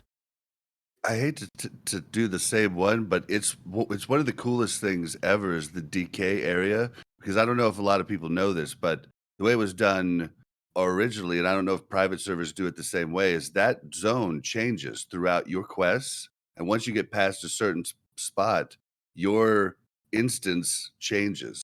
You can't see the people that are on the quest behind, like they can't see you, they can't group with you, like it just like the whole thing changes throughout, and it's a really neat thing. But I mean, besides that, I'd probably be testing like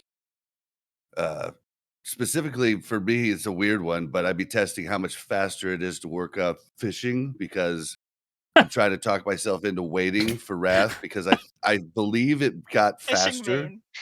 I need to get Realm First it up on Fisherman multiple Inc. characters. But I need to get it up on multiple characters, and I want to know if I should just wait for Wrath than mess with the horribleness that it is now to work up. So that's kind of like, if I had to test something, like that might be the first thing I test really quick. Oh yeah, I just thought that was funny. Just fishing. Go on, Rugs. How much skinning would you test? That's great, Bob. That's great, man. For the record, in my experience on the servers that I've played on, you can have level 1 fishing and still do the daily fishing quest in Dalaran, and you'll be fine for the most part. So it's actually really nice. That I need to know. Okay, all right. Yeah, Gotta know. it's slower if you're lower level fishing, but you don't need much, and the lures carry you all the way. But we'll see. That's something to test in beta for sure. Okay, cool. For me, when it comes to testing in beta, there's a lot. There is a lot that I want to go through, and there's a lot that I would probably make a list for. But my number one thing, I'm a DK main, guys. I'm a big DK main, and the first thing I got to do is get in there and start testing Gargoyle scripting for Unholy. There are a lot of iterations that we've seen for Gargoyle scripting on many different servers. People have it different. Someone raises a ticket and says it should be this way. The devs change it. Someone raises a ticket, says it should be reverted the other way. It changes again. And there is a way that it should be scripted in terms of how it was back in the day. And it should be uncapped GCD, and it should be meleeing when it's in melee range. We'll see what we get. I have a question.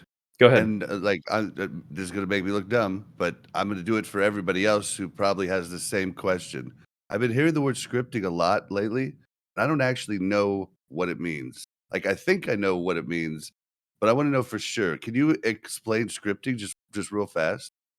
I probably couldn't give you a good technical answer of scripting. Tara, if Scotty, if either one of you have a better technical answer, but what I would say is, if a ability is scripted to give you a certain buff or to cause a certain amount of damage this way based on how it's proccing in the game, then that's how it is scripted. And if it is on what type of deal? Yeah, like how it's written in the script. So the code. So the lines of code is the script. Coded, I guess. That's what I thought, but I wanted to make sure. Okay, cool. So, like Rogue said, there's a lot of really weirdly scripted stuff from private server to private server. Right. And like the Unholy DK Gargoyle is a big deal. It's a big part of their damage profile. It's a big part of their fantasy. It's a big part of the reason why people would choose to play Unholy DK is the snapshotting element and that how like broken that's going to be or how fun it's going to be and how it interacts with the game, and what your gargoyle actually does. And it matters from a PvP perspective too. So there's so much that goes into that. That is like literally my number one priority. After that, I'm going to be testing a bunch of boss stuff. Cool. Well, mine. So I've got a list. I done this for the TBC beta as well. For anyone who watched me back then, I had the Beta Diaries, which was like a rip-off of Vampire Diaries, but no, it wasn't. It was Breaking Beta. It was the Breaking Bad series I've done a couple. But anyway, so yeah, I come up with a list of popular questions asked in stream or on comments and stuff like that, and then go in and just test those specifically. But at the moment, I'm just coming up with a list of my own because no one's really talking about things that really need to be tested at the moment. But I got two which I'd really like to see how they work. One is snapshotting. And one is damage stacking. So it's interesting because on that podcast that I was on with Crix and Sarf, obviously Rugs, I know you was in chat and you was commenting, about things like Death Wish, tricks not stacking with Death Wish, for example, and but it's Hysteria. That in general. Hysteria, yeah. But also like tricks wouldn't stack with Hysteria as well because it's a percentage damage, or it shouldn't, but it did. As in it. Don't quote me on this, but I'm sure it was stacking all through Ulduar, or definitely at the beginning, so definitely in 3.1. So you could stack Death Wish and Hysteria. You could stack Death Wish and Tricks. You could stack, any of those percentage damage multipliers they did stack together. So it's stuff like that I'd like to test because they're things that would probably slip through the net, as in that they might not change. Do they see it as a problem? Is it? And I mean, actually, snapshotting is a bigger one than that, if I'm honest. It's just I'd like to more, for me, if Hysteria and Tricks stack, as a feral, that's all I'm bothered about. But the snapshotting in general, because that went through a lot of changes, and so many people talk about snapshotting on private servers, and for the vast majority of Wrath of the Lich King, that's not how it worked. The only reason it changed was because of things like the Never Melting Ice Crystal or whatever it's called. Like that played a big part then with snapshotting because you would equip it, get a big, percentage crit up and everything. But it was more hasted corruptions. So, being able to stack ridiculous hasted corruptions as a warlock and then keep it, because it was rolling. It was rolling dots, rather than refreshing dots, and that's what changed. So I just don't, it doesn't make sense to me because then it changed again in 4.0, remember? So there was only a really small window in Wrath where snapshotting actually worked like it does on popular private servers at the moment. You're talking, I don't know, 8 months tops or 6 months, something like that. The vast majority of it worked differently. And it doesn't really make sense for snapshotting to not snap spell power procs. Like if you've got a spell power trinket, it doesn't make sense for you to not be able to cast a bigger corruption to then keep that rolling. Yet you can roll things like Tricks of the Trade, and you can roll like your Warlock tier 10 bonus. There's no continuity there. So actually, in terms of things I want to test, that's what I want to test. And, nice dog, what I want to see changed. Yeah. As in, I would like to see snapshotting changed. If it does work like it does on private servers, I would definitely remove haste snapshotting, but have everything else snapshot. Long answer, sorry. Yeah, I think that's something like that could go through changes even during the beta. That's something like drums they might actually look at because there'll be a lot of people talking about that once beta comes out. I think. Yeah, and they will, and they may. Well, we've seen it. We've seen it in vanilla. We've seen it in TBC, where they do make changes if they agree that those things don't make sense. And I think you don't even need to be a developer to agree that having percentage damage and crit, those two things in particular, they're the only things that snapshot. There's no sense there, really, is there? When the big ones that you want snapshotting is spell power. That's the one that should definitely snapshot.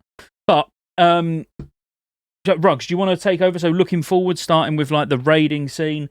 I'll switch to this scene, but I just need to just nip away just for a second, and I'll leave your beautiful raid going on in the background. Sure thing. So when it comes to raids and what they will look like in Wrath and how will no boosted or no like tuned content play out for us, to me, this is a topic that I feel pretty strongly about, because I want to make sure people have good expectations going into Wrath. I think a lot of people are just like, oh, easy expansion, easy game. It's going to be super easy. It's face roll. Oh, it's not even buffed. Like, it's just going to be so easy. We'll solo heal literally everything. Like, look, phase 1 is going to be just as easy as phase 1 it was in TBC, for sure. Nax, OS, EOE, it's all very easy. But Ulduar and ICC are raids that are hard. They're hard. And Ulduar will genuinely be the hardest raid that Classic will have ever seen. And Can't people wait. hyped up SSC to be like the hardest raid that people had ever seen in Classic. And it ended up being a challenge for sure. But guys, like, even if we get the easiest version of Ulduar, like I'm talking, even if we get post nerf stuff, guilds are going to have an insanely hard time with Firefighter.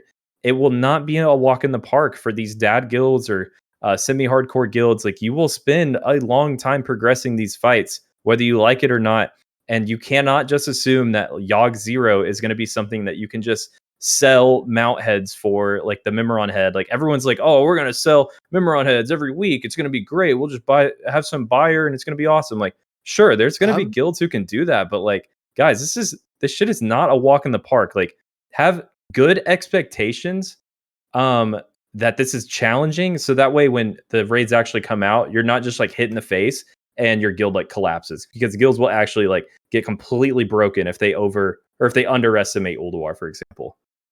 I'm excited for that because, dude, Yogg 0 took us so many attempts. Like, I mean, it was, and we were like, like we were dying by the end of it. But like, once we did it once, we never did it again. Like, we were just like, we were like screaming, we were yelling, we were like, that's done. We're done.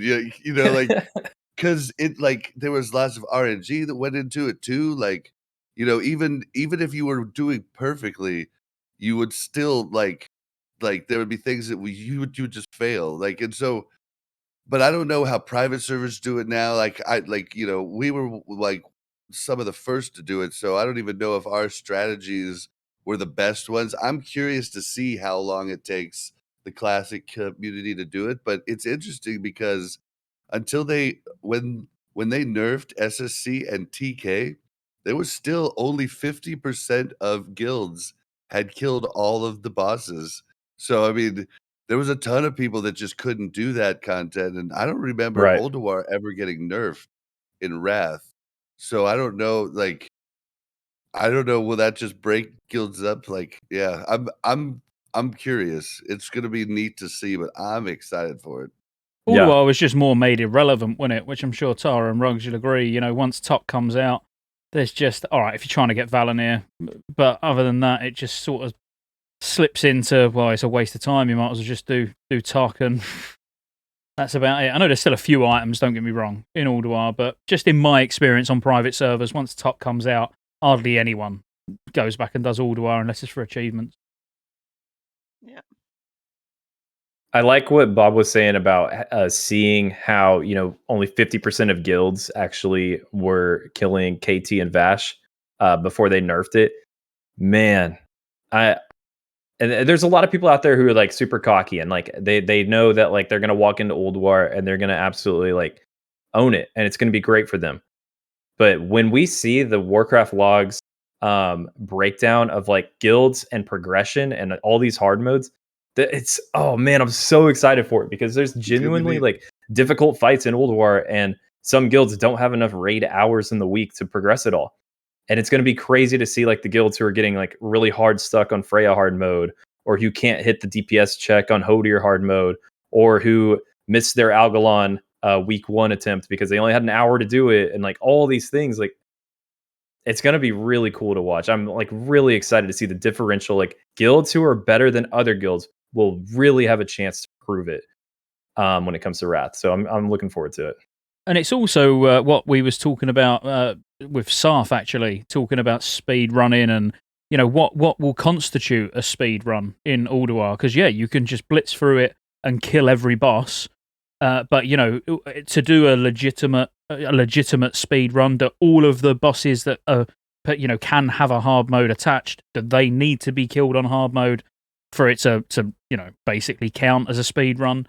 I mean, that's going to be interesting as well, because like you say, there's a lot of things, a lot of variables on hard modes, where there's quite a lot of RNG, I would say, even in Hodir hard mode. You can get lucky or you can get unlucky, and I've done it myself, done 13, 14k DPS, and then the next pool done 9. Like that drastic of a difference, just based on how well your tanks move, where where lights have spawned, who's got the lightning, all of that really does come into play. So it's definitely going to be interesting. But did you touch on, because apologies, I did step away for a second. Have you touched on, like, sort of, would Naxx need boosting? Because it's been mentioned by the devs themselves. That's a good question. Tara, what do you think about that? Does Naxx need boosting? I don't think it needs it. I think it's not necessarily bad for the first tier to be really easy. Because the first tier of TBC, and it was my first time playing TBC, it was literally 2 bosses, a 25-man, and then Kara. So that was like, okay, it might even be worse than Naxx, in my opinion. But if it was boosted, I think a lot of people would be happy, because it is really easy regardless. But even if it's not, I think if they just make sure that the tier isn't too long time-wise, then get into Ulduar. Then if it's unboosted, then I don't know that people would really be upset in either way. I agree completely, because like I think that every expansion, the first raid should be easy. But I just think that because I want new people to come in, I'm not of the belief that everything should get harder as we go through. Like I think the last raid in every expansion should be really hard. And like I want new people to come in, and if we came in and the start of TBC was just as hard as Naxx, like I mean, lots of people left for Naxx, like in vanilla, like it was too hard for them. So I like having people come back, especially like real life friends, and lots of them only play for the first tier because that's all they're really ever going to be good at or succeed at, and I'm fine Or with have that. Like I time like for. having, yeah. So I agree completely. I know I might have a different opinion than a lot, but I agree completely. Yeah, and I even agree from like the elitist perspective. I think Naxx is so easy; it doesn't need to be hard. I've done the buffed Naxx versions. Like every time I play a private server, all of them have buffed Naxx, and at this point, like I'm over it. Like it's not fun. It just slows it down. It's fun like the first couple times for sure, because the boss, like the fights are so easy that it's boring. But whatever, like let it be a speedrunner's playground for the first phase, and let it be approachable and accessible for everyone, and move on. So be it. Like it doesn't need to be buffed. People who are begging for it to be buffed can go play private servers. They're all buffed on private servers. Go for it. But it Yeah, doesn't need to be. I was gonna say that the community that wants them buffed are the private server community who have played the same game 5, 6, 7 times in a row, so they want it buffed. So it's like interesting, I guess. But even when they buff, the HP, it's not harder; it's just longer. So People are still going to wipe in Classic. Let's be honest. Even without it buff, groups will still wipe on lower people feb. who haven't done it since back in the day. Yeah. I mean, see, I'm in agreement with Tara. If they're not, I'm not bothered about it being buffed, but I would like it to be short. I would like phase 1 to be short, so then we don't lose people, because I think that's a big possible outcome with it being too easy, where you're just strolling in, face rolling it in an hour, and then I don't know, feeling like you ain't got anything to do. If you've got one character, like we all know, Wrath is very well. I say we all know, we don't know, do we? I was about to say Wrath is very alt friendly, but without Random Dungeon Finder, I almost feel like some of the alt friendliness has been taken away from it. Sorry to go back on moaning and hating on Random Dungeon Finder decision again, but it's true. It's probably going to limit the amount of alts I have, actually. which the big thing I was excited about personally, as somebody who's only, like, I've got, I don't know, 4, 5, 6, level 70s. I only ever do anything on my druid because I'm not like that much of a fan of TBC raiding anyway. But Wrath was where I was really looking forward to raiding, every single day, or like, just jumping on lots of different characters and doing my random heroic. Just queue, get it done, log off. Maybe I don't do anything on that character till the next day. So I think random dungeon finder being removed is going to damage the alt friendliness of the expansion as well. I don't know how you feel about that. I mean, yeah. I mean, honestly, we were talking about random dungeon finder, and the conversations are really cool to see. But I honestly think that they're going to change it back. I mean, I really believe that day one we're going to have it. So, like, I feel pretty confident about that. But I mean, keeping talking about it does probably make that even more of a, like, gives us a better chance of it getting reverted to. But you said something about Nax, the phase being shorter. I'm down with that, but the biggest thing I saw the problem with Kara is that Kara had no 25 man. Like, it was the Yeah. weirdest phase ever because you're having all these extra tanks that you're not going to be taking in as tanks when you go to 25 man, and then 25 man is awkward because you've got to find alts to like run, with like your extra 10 man group, and then Yeah. the people running with alts are like, why the hell am I in the freaking alt group? And like, it was just so awkward. Like, and I think having the two versions is going to be better for phase one at least, but I'm definitely down for it to be shorter. But TBC, I think, was a different beast in how weird and awkward it was.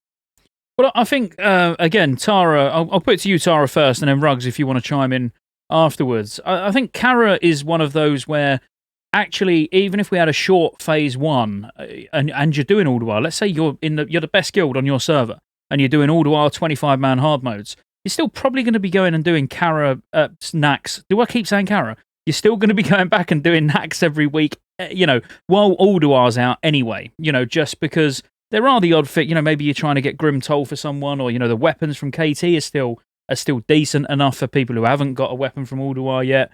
To me, it doesn't feel like it dies a death quite as much as when then Top comes out. Top comes out, all the raids previous seem a little bit pointless. But I think having that short phase one is not going to mean once Ulduar comes out, no one sees Nax again. Like, what do you think, Sarah?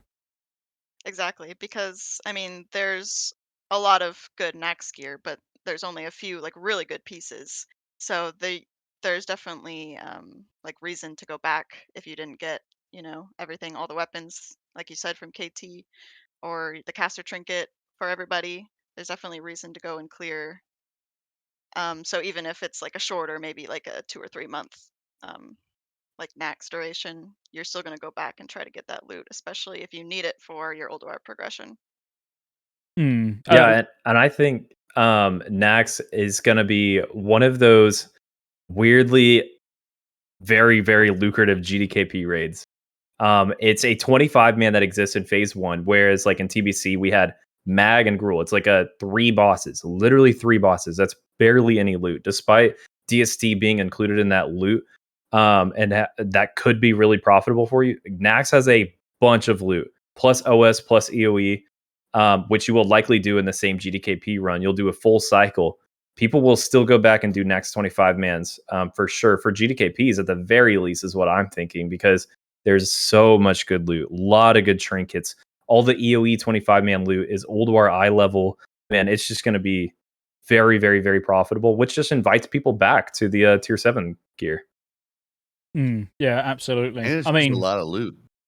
I mean, Yeah. a lot of loot's fun. Even if it's just turned into shards, it's still just a lot of loot.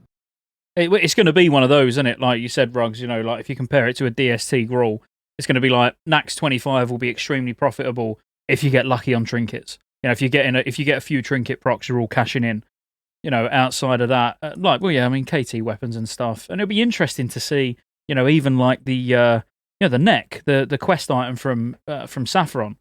Even that it's a 226 neck with a socket at the end of the day. It is a really good neck. People will pay for that, especially in phase 1, but even in phase 2. So yeah, it's going to be interesting. I mean, it's going to be fun. We talk about Naxx, but then like Rogue said, there's also EOE and OS, and the OS 3 Drake loot a lot of it is BIS, even in Ulduar for some people. And the mount, people will pay for the mount. Let's go. Like, I don't care about the mount, but that's money in my pocket.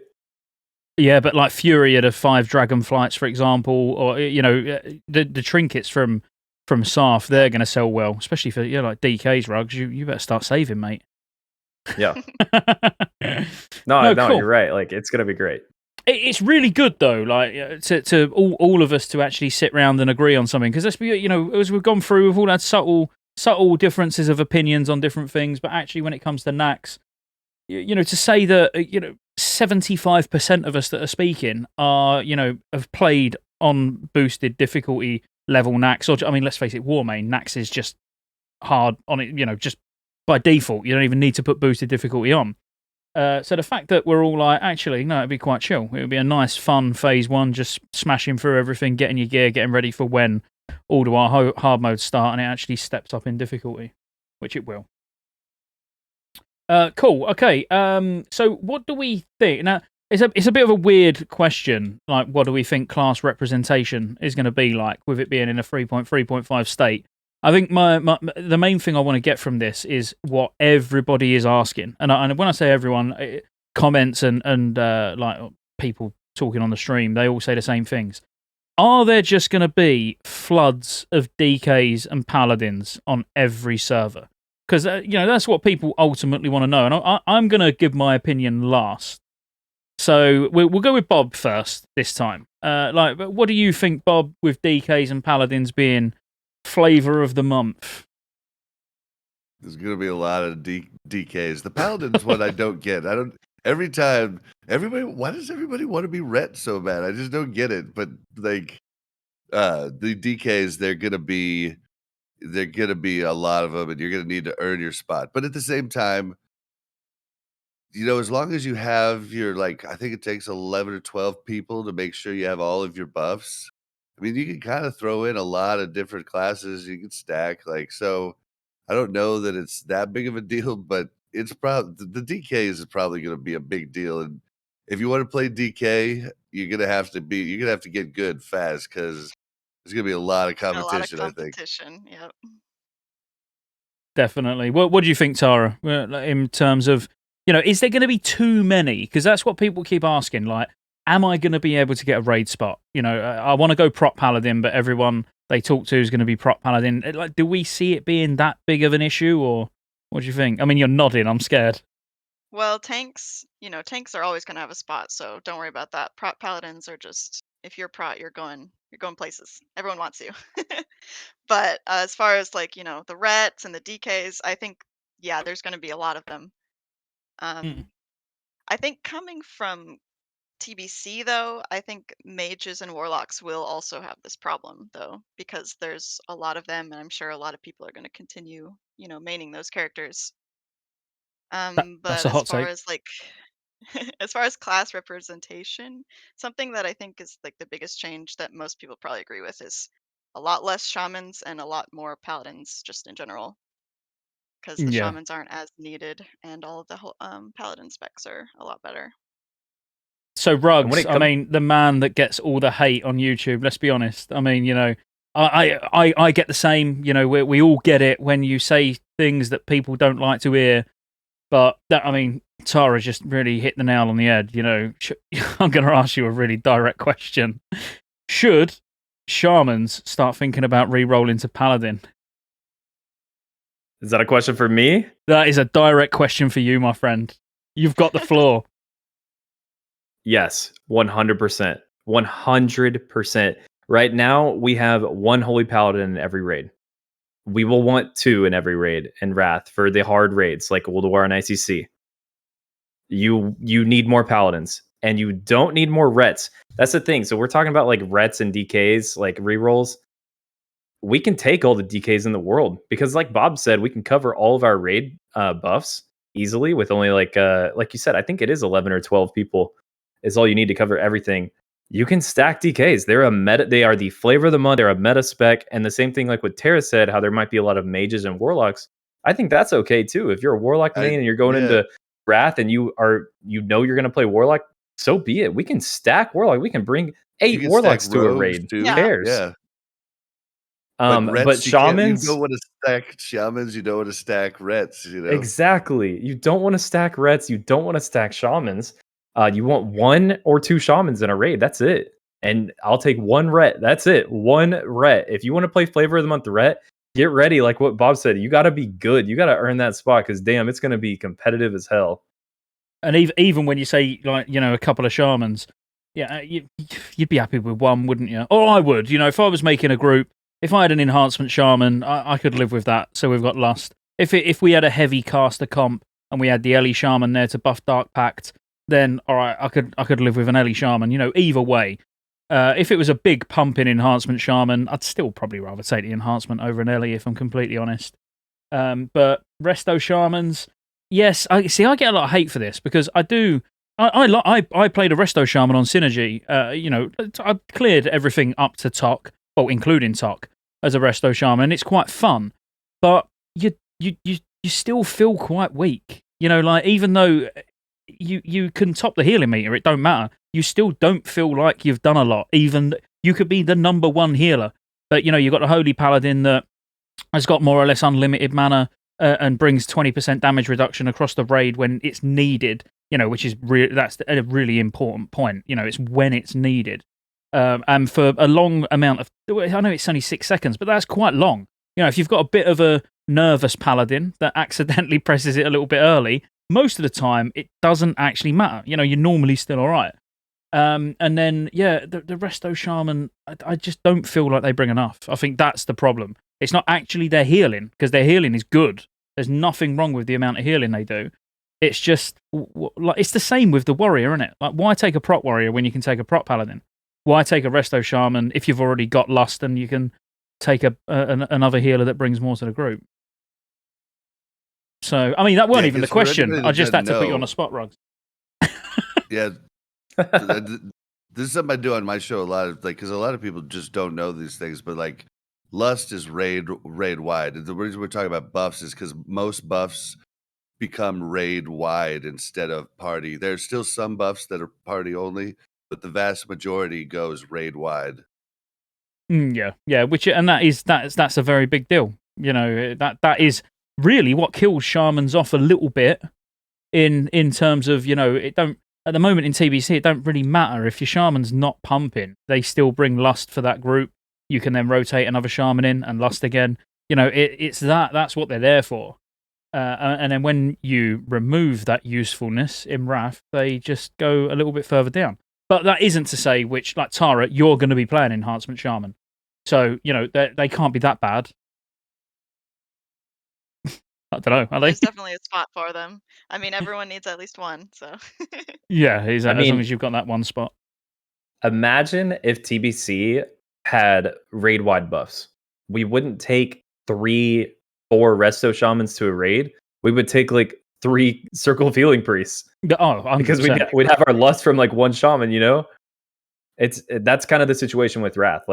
Some classes just kind of get kicked to the curb because they are worse in a lot of ways when we don't need their buff because we're getting it from somewhere else. Totally. So, okay, next. So, a little bit of again, I've really, because it's this episode is meant to be the intro to Wrath. I'm trying to cover all the big questions that people are asking all the time, and it is really around, are there going to be too many of this class? What are the raids going to be like? And I think Professions is quite a big one because, Rugs, I know you've done videos on Professions. I've done videos on Professions. Bob, I mean, I've obviously heard you guys even talking about Professions on Warcraft Reloaded. So, if we was to go through sort of, I don't want to split it down to specific classes because I don't want it to be too in detail because we're going to have a whole 2-hour episode purely on Professions. But, if we was to talk like melee tanks and range DPS, and maybe you want to put Hunter there on their own because they are slightly different. What are the strongest professions for those? And as I say, I'm going to start with you, Rugs, purely because I know you've done a lot of sort of profession guide tier lists for everybody. Right. So if we want to get to the nitty gritty, we could like recommend my video where I go into every spec what is best. But if broadly speaking, just broadly speaking for everyone like tank and physical DPS, which is my bread and butter, JC engineering. It covers everything. JC engineering is insanely strong in Wrath. It's going to be best in slot for pretty much everyone and every class. If you have engineering right now, keep it. If you don't have jewel crafting yet and you want to have the best in slot profession, it's basically best in slot for literally every damn class in the game. JC Engie is like the top tier to professions in all of Wrath.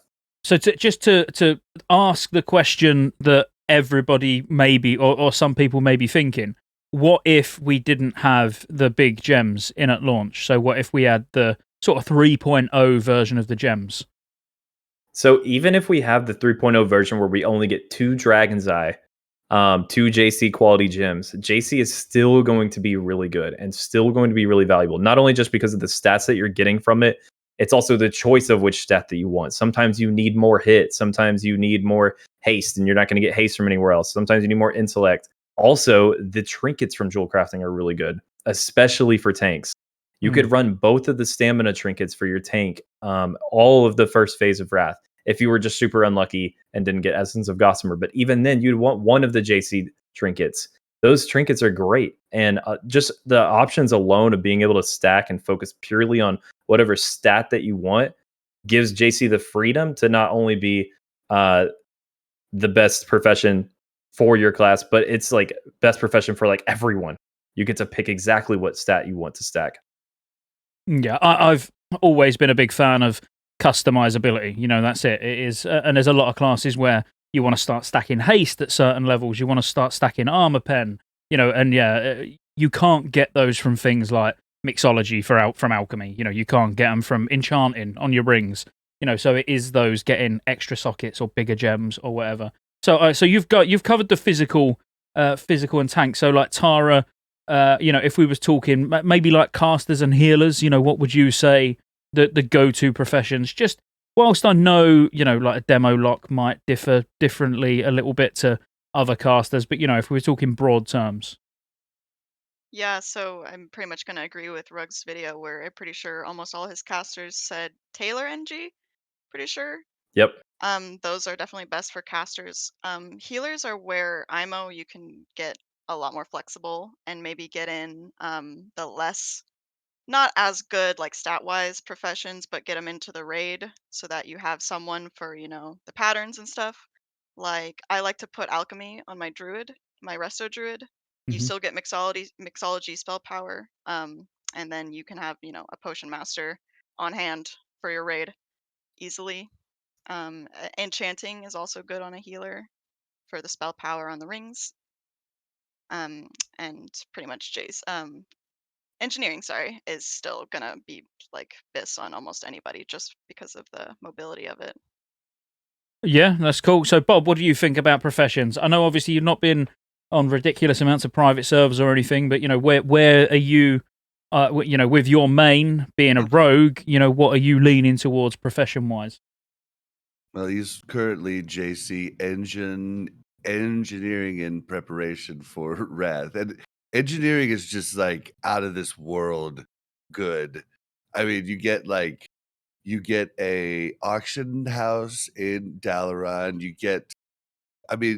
We already have repair bots, but that's a thing.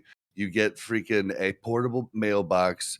You get freaking haste or a rocket on your gloves. Enchant. Rocket boots are now on any boots that you get, which is huge for lots of different situations.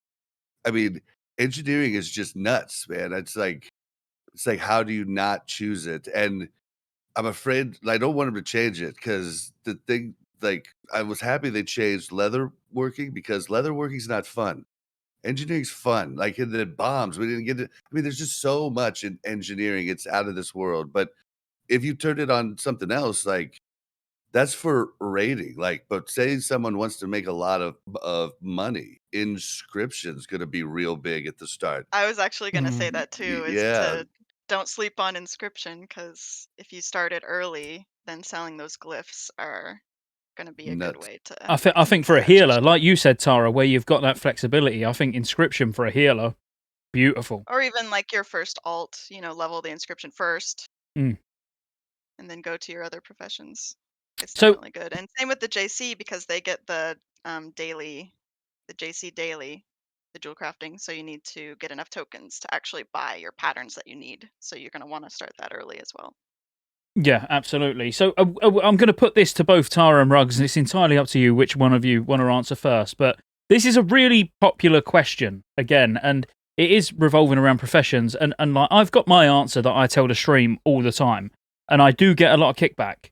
And it's particularly on Paladin professions. So not rep, like we know what rep's going to be, but holy and protection. So I'll tell you what I would do, and then you feel free, like, again, do not agree. If you don't agree, tell me I'm wrong.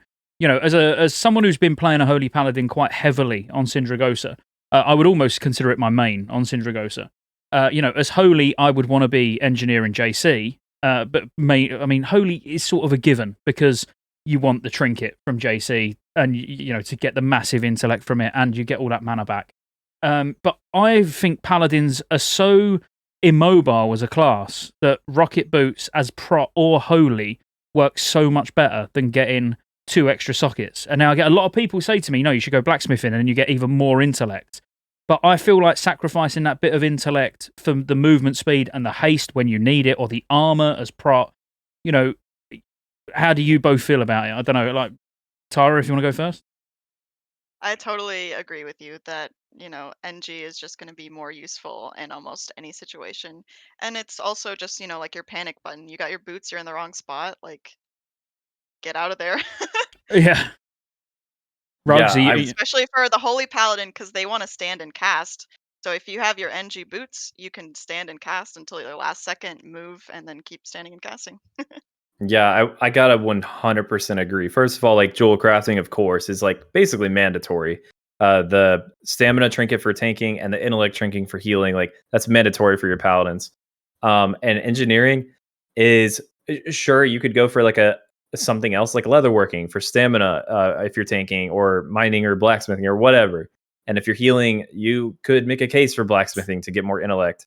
But I cannot get behind it fully because engineering is so good. It's literally like your get out of jail free card. It's your panic button if you're in a bad place. And paladins are one of those immobile classes in Wrath. If you're just that immobile, it will hurt you so much on fights where it matters. Or if you're just new to the fight, doing Wrath for the first time, and you don't know exactly where you should stand, like, that little bit of movement can make or break literally an entire fight, because that's how important a Prot and a Holy Paladin is for you. So that mobility is basically mandatory, especially considering the fact that we're going to have a speedrunner meta. Yeah, all the speedrunners are basically just going to require engineering, and just get it. It's so good.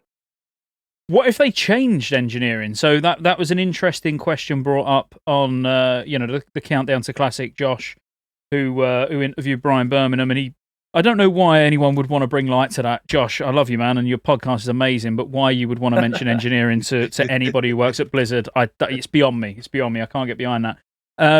But, if it was to come to light, like you've just said, where it's almost going to be mandatory to go engineering, what if they did start making changes to, I don't know, Rocket Boots maybe having a 30-minute cooldown, something ridiculous, or they can't really nerf the haste, because the haste still only equals out to be almost as, maybe a tiny bit more valuable on certain classes than, the raw attack power, the raw spell power that you would get as a caster. So actually, like, engineering as a whole from a personal DPS gain is not overpowered.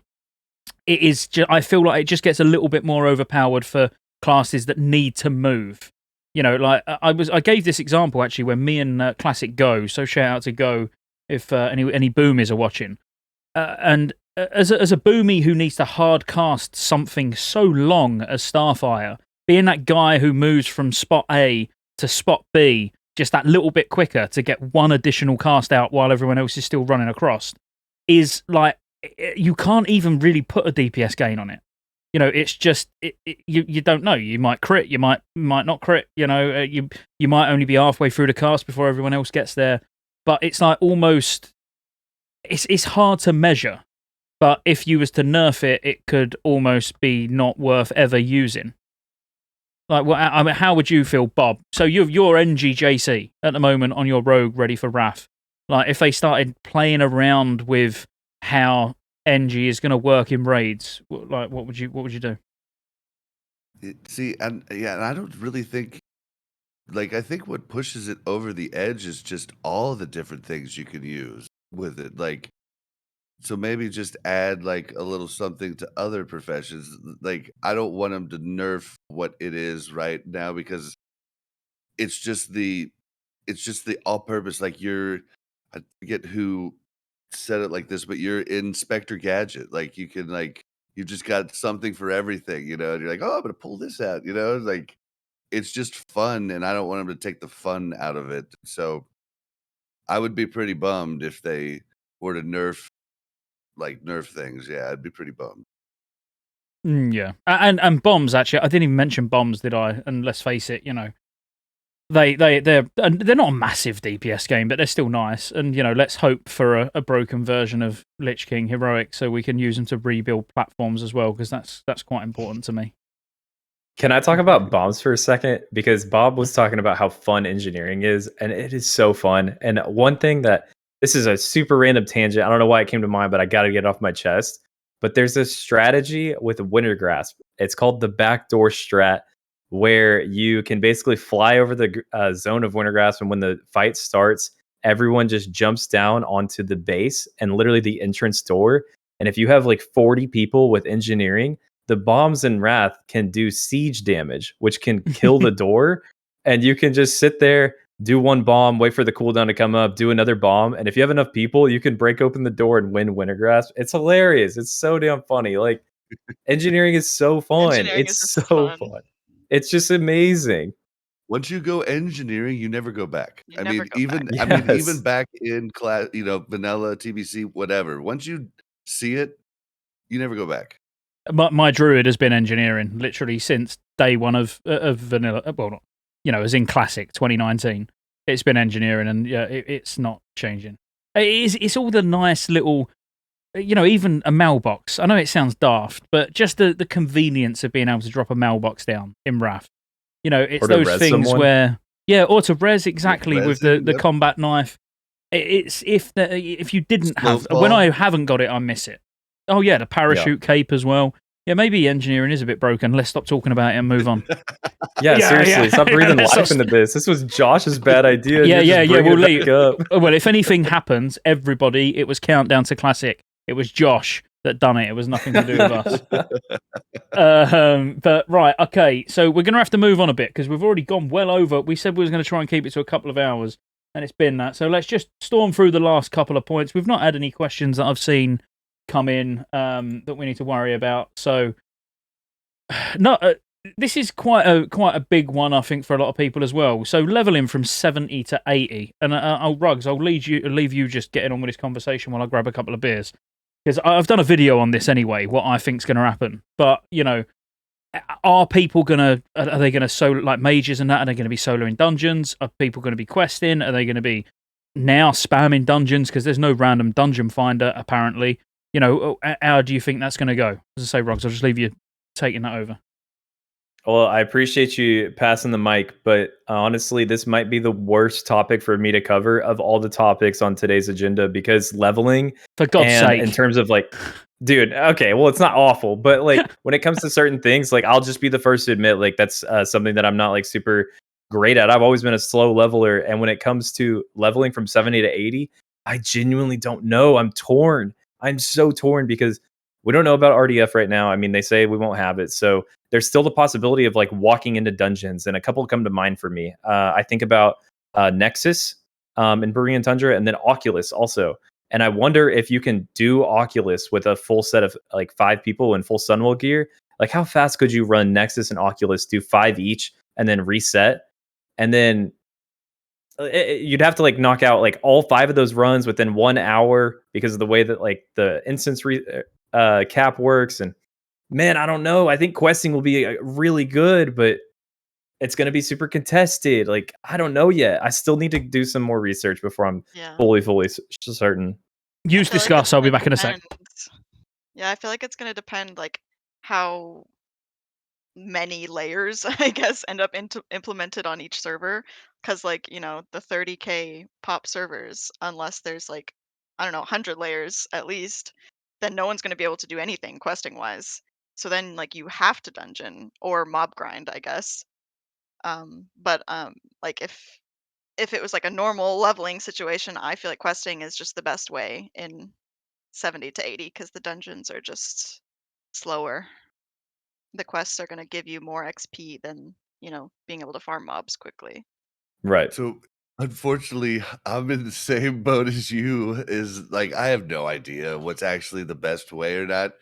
Like TBC made it easy for you because you'd be crazy not to run the dungeon at least up to honored, you know, before you start doing quests in the in the area. So I mean, it's like you know that made it easy to know what you should do to be the most efficient. But honestly, it might have been faster just to quest straight through in TBC, but you were never going to try that because you wanted to make sure you got honored before you used any of the quest uh, rep. And now reps are going to be real different with, you know, tabbers and everything else. Mhm.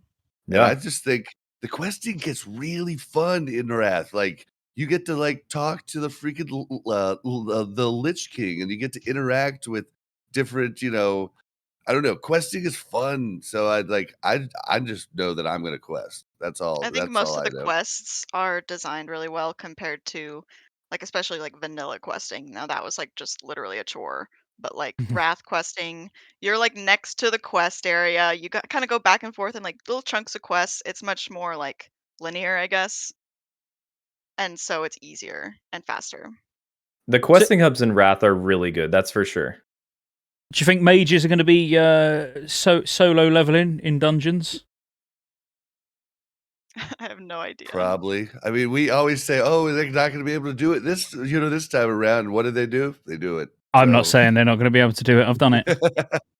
So yeah, it's an interesting one because like I say, I put a video out. It's quite a while ago now. It's a couple of months.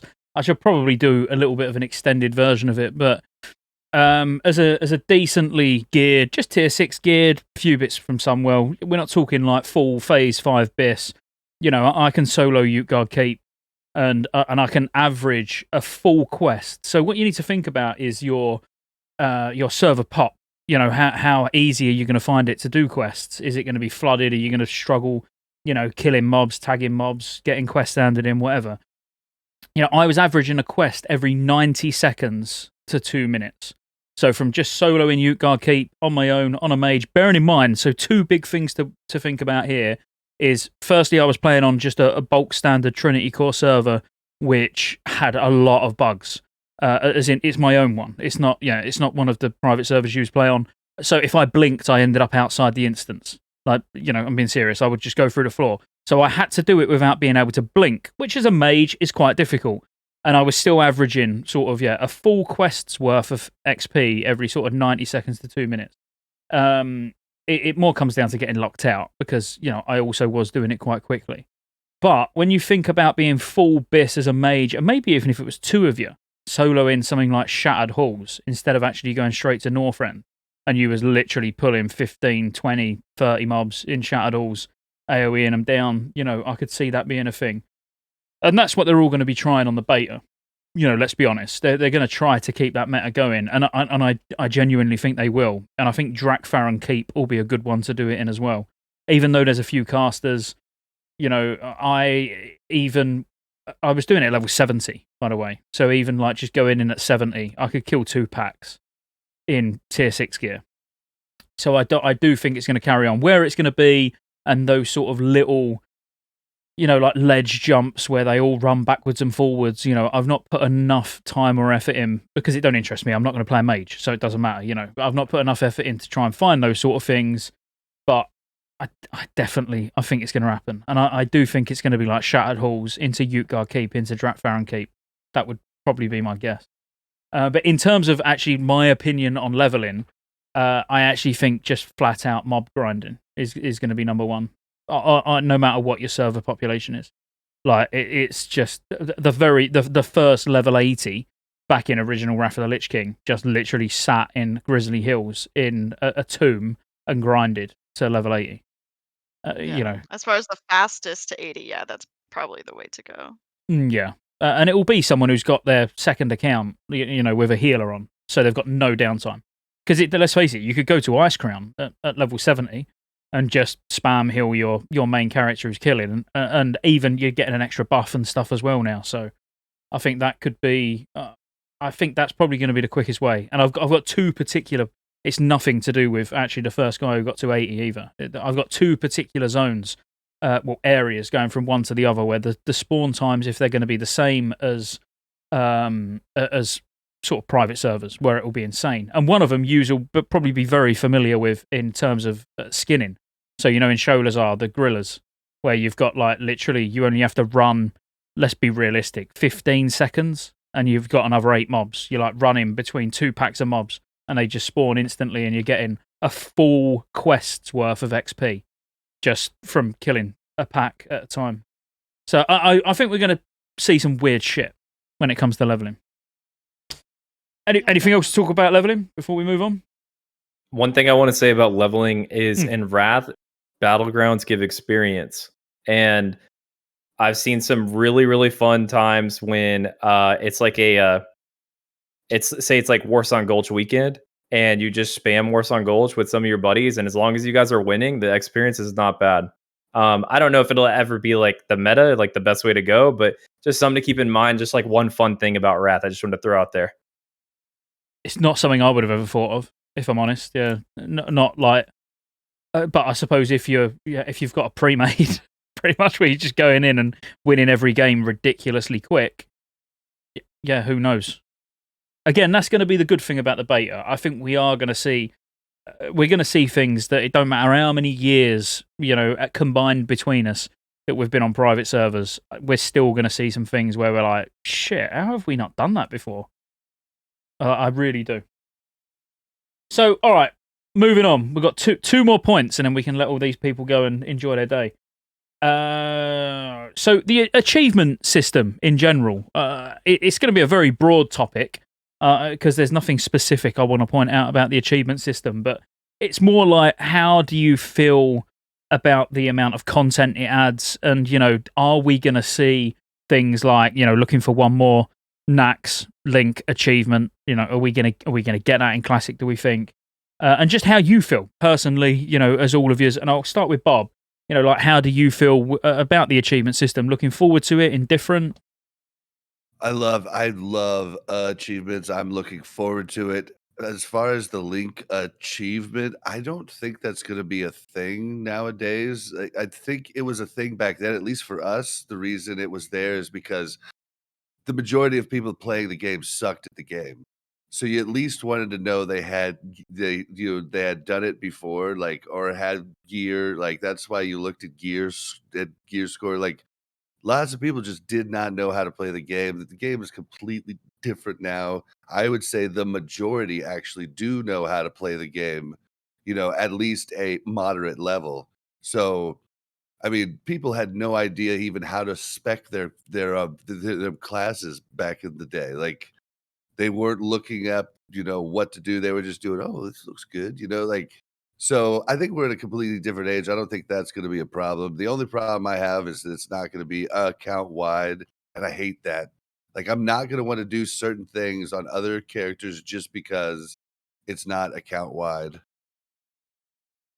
Yeah. What about you, Ruggs? Achievements? Are you much? I don't know. Are you much of an achievement sort of whore, or you're not bothered? No, I never have been, but that's probably just because private server life is very recycled. You know that at the end of the day, your character doesn't really mean a lot, and you're just going to go on the next fresh server once it drops.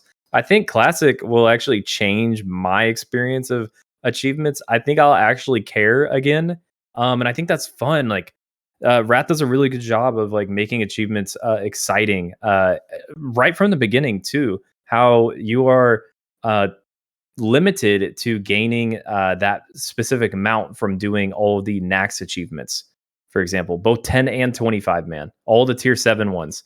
You can get this mount, and as soon as Ulduar comes out, the mount is gone. And I'm expecting them to have that interaction in Classic Wrath, and I think it's fun. I think it's really cool.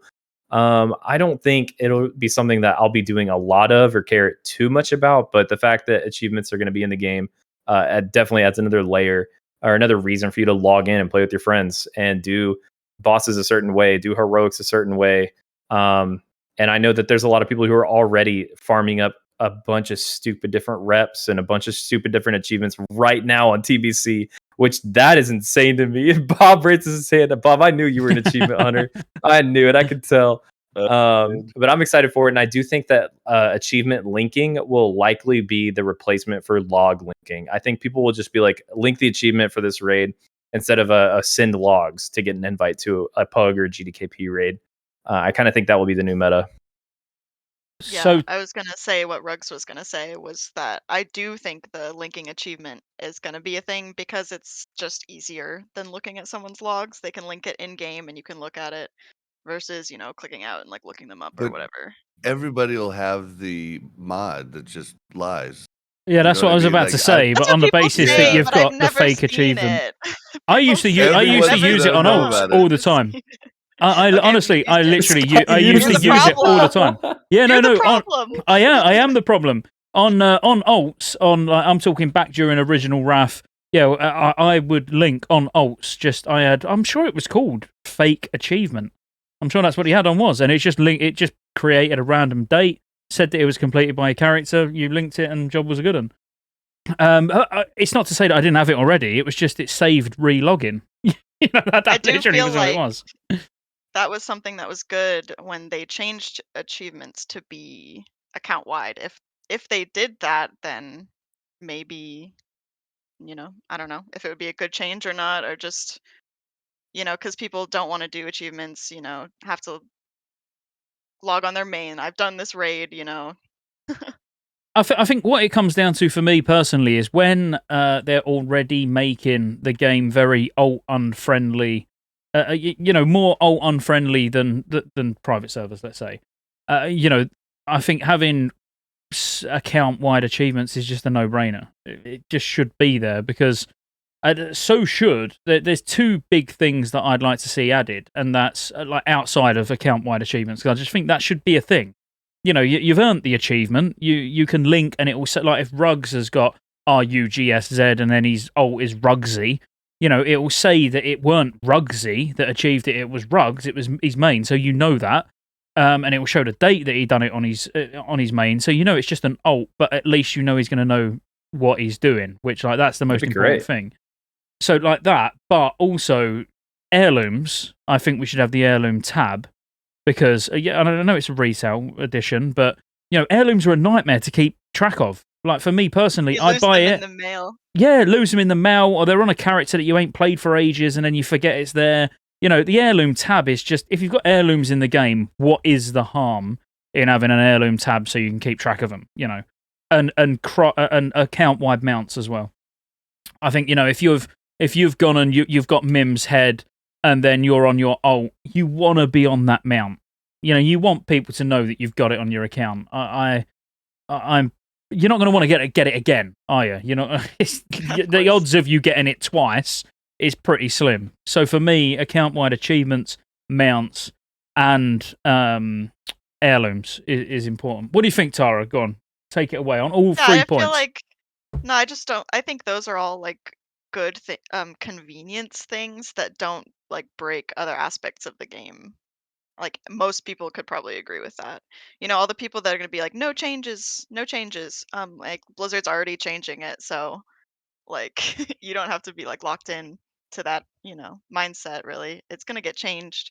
There's definitely some things that could just make it more convenient. Yeah. Bob, what's your thoughts on that?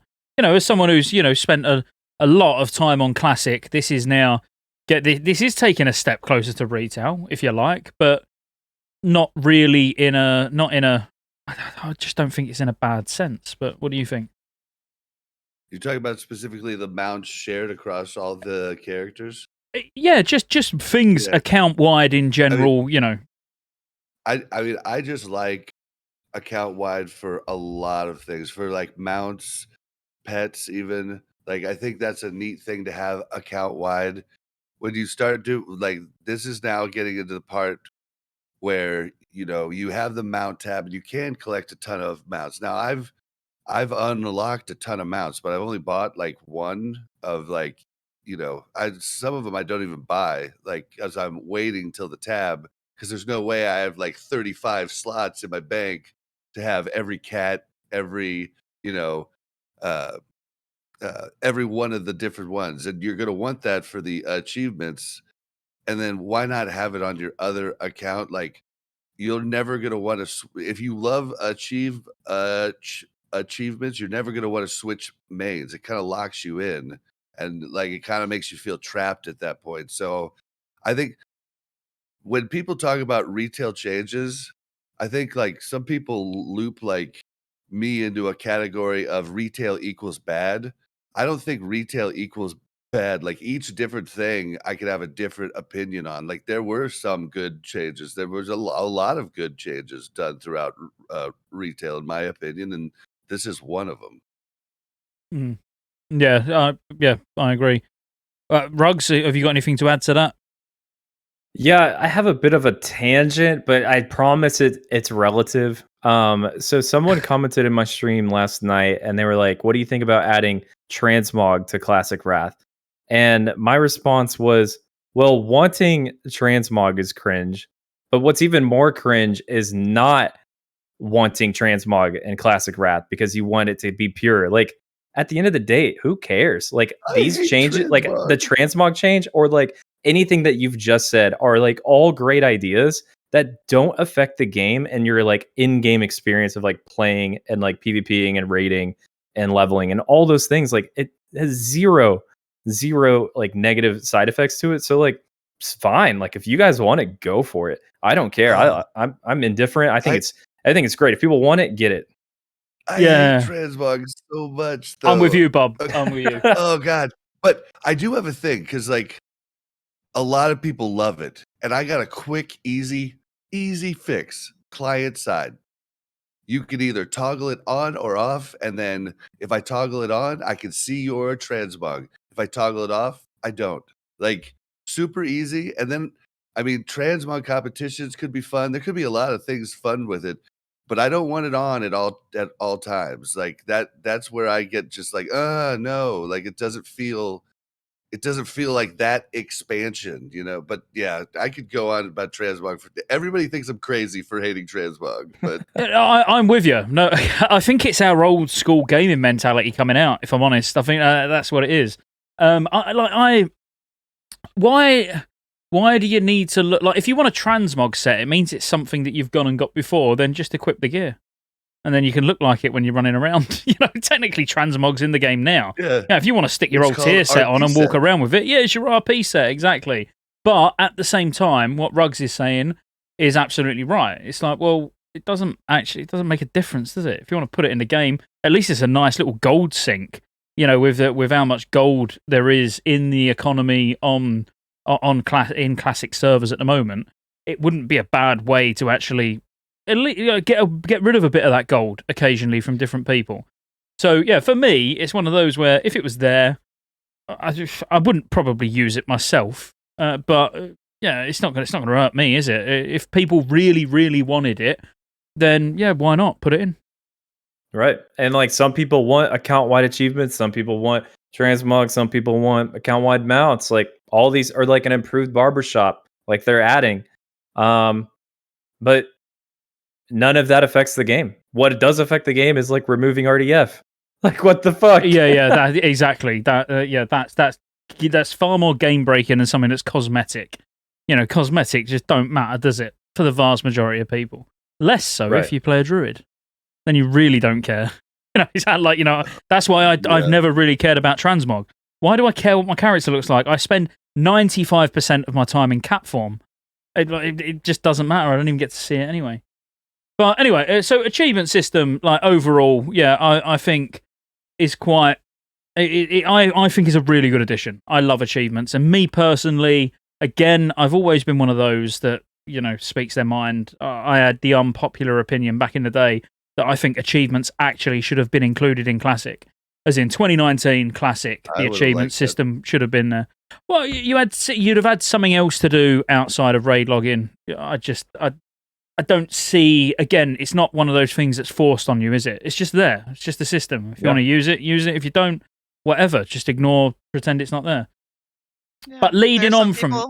Go on, sorry. Oh, sorry, go ahead. No, go on, sorry. I was just going to say that there are some people that like, making a bunch of alts, and that's how they play the game. And there's some people that want to like progress their one character, and achievements is just another way for them to just time sync, And it's the same with Transmog too. Definitely. I mean, I know somebody, he might even be watching the stream now. He's done the insane on Synergy on 2 characters. 2 different characters. Why? That's insane. Why? I mean, the server's got about 100 people now that play it. He's got 2 characters with the insane. But, that's what he enjoyed. He enjoyed doing it. It was a challenge, and someone literally said, "What the fuck, is he okay?" I don't think he is okay. Is he okay? I think he's got some serious problems, if I'm honest. But what can I say? This is, each to their own. And then our very last point before we just go on to sort of anything else, and then we all bid you all farewell. Realm firsts, and I've got quite a big issue with this, so I should probably go last. But realm first and transfer into low pop realms to get them. So, going on to going on to practically a dead server just to guarantee that you get realm first druid level 80 and then moving back to your main server and stuff. Like, do you think that the way realm first work now are a little bit dated? Should it be a bit more arena style where it's the top 0.5%, the top whatever, I don't know. How do you feel about that? Tara, we'll open with you this time. Put you on the spot, why not? I don't really have a strong opinion. I'm not someone who even really cares about realm first, even for raiding. Like, I'm honestly casual anyway. But maybe Rugs would have more of an opinion on this one. All right, we'll pass it straight over to Rugs. Go on, Rugs. So, if I understand it correctly, if you transfer servers, you should be locked for 60 days from obtaining any realm first. That's how I currently understand it. If I'm wrong, please correct me. But assuming that is how it works, people will transfer to low pop servers to try to steal some realm first. Absolutely. Whether that be like a raiding realm first, although that would be a bit of a stretch. It would probably only be like a group of 10 people trying to get some realm first 10-man thing to happen. But I think it's fine because realm firsts are actually kind of cool because there are some cool realm firsts in Wrath, that being the realm first level 80s of each and every class and race, which all have their own individual cool titles that come with them, and the realm first crafters. Like, if you're the realm first 450 first aider, you get the doctor title. You're the only person on benediction with doctor in your name. Like, that is awesome and unique and cool. But I do think, Scotty, I think your idea of making it maybe if it's a bit outdated and just kind of keep it to the 0.1% or whatever the number should work out to be, I think that's a good idea too when it comes to maybe like the PvE oriented realm first. But I think a lot of that will kind of work itself out in general with Warcraft logs, kind of telling us who are the 99 parsing guilds in terms of progression and things like that. So I kind of see both sides. Yeah, but I don't want to say it was my idea. Is it like I'm not that bothered. I personally like, I've got multiple. If I was to log my retail account on now, I've got multiple realm first achievements that can never be obtained again, which is nice. It does make it more impactful. But it's more on the basis of if you can move into dead servers to get realm first. Back when I got them, was not really. I don't remember it being a thing. I don't even remember it being discussed because all the servers, while some were factionally not particularly balanced, they weren't dead realms. Do you know what I mean? Whereas now you can look at realms where, yeah, they'd struggle to get a raid together. You know, they're really bad. But Bob, I mean, what's your opinion on the whole sort of realm first? On the basis you're going for realm first fisherman, like what do you think? Well, am I crazy or for some reason excuse me. For some reason I remember it being wasn't the server on the Realm First achievement? Wasn't that label on there of what server it was on? Am I crazy or No, was it definitely just a not. Realm First? Just realm first. Technically, you could get 2 realm firsts, you know, on the for the same thing. Technically, I'm not saying anyone ever has. It'd be interesting to look up though. But yeah, it's not server. Okay. It's on that server. For some reason, I thought it would say the server you got it on. So if you did transfer, they'd know you didn't do it on Benediction or something. But yeah, maybe I'm crazy. But so if that's the case, then that means there could be 2 doctors. You know, if they just keep coming over to Benediction. I don't know. I mean, I don't know. I don't care. Whatever. I don't care. I honestly, like, if they want to go through that much work it's the same with the rank 14. There were people that moved over and got their rank 14 significantly easier. Like, I mean, tons easier than it was on like White Man, and then came back. If they want to go to that much work, I mean, they kind of earned it at that point. I don't know. But you're right in what you say. I mean, like technically, you know, your server should only have 25 people, you know, that have got Realm First Nax. But actually, you could end up over the course of Wrath or over the course of the expansions, you can end up with 500 people that have got it all on the same server. Yeah, I've not even thought about it like that before. But yeah, you're right. Yeah, maybe label them so you know what server they did it on. I don't know. I mean, that'd be pretty easy, right? Think about like Scarab Lord, and I know you could obtain multiple Scarab Lords back in Classic, but all of the people, and I use Benediction because that's where I play. I always use it as an example, but there are a lot of Scarab Lords on Benediction, like way more than there should have been, because people obtain them on their other servers and then transfer to Benediction, and it's just populated with 100, you know, Scarab Lord people just run around everywhere. Well, and like back in the day, most of us didn't even know you could do multiple on one server. So like on our server, there was 1 mount.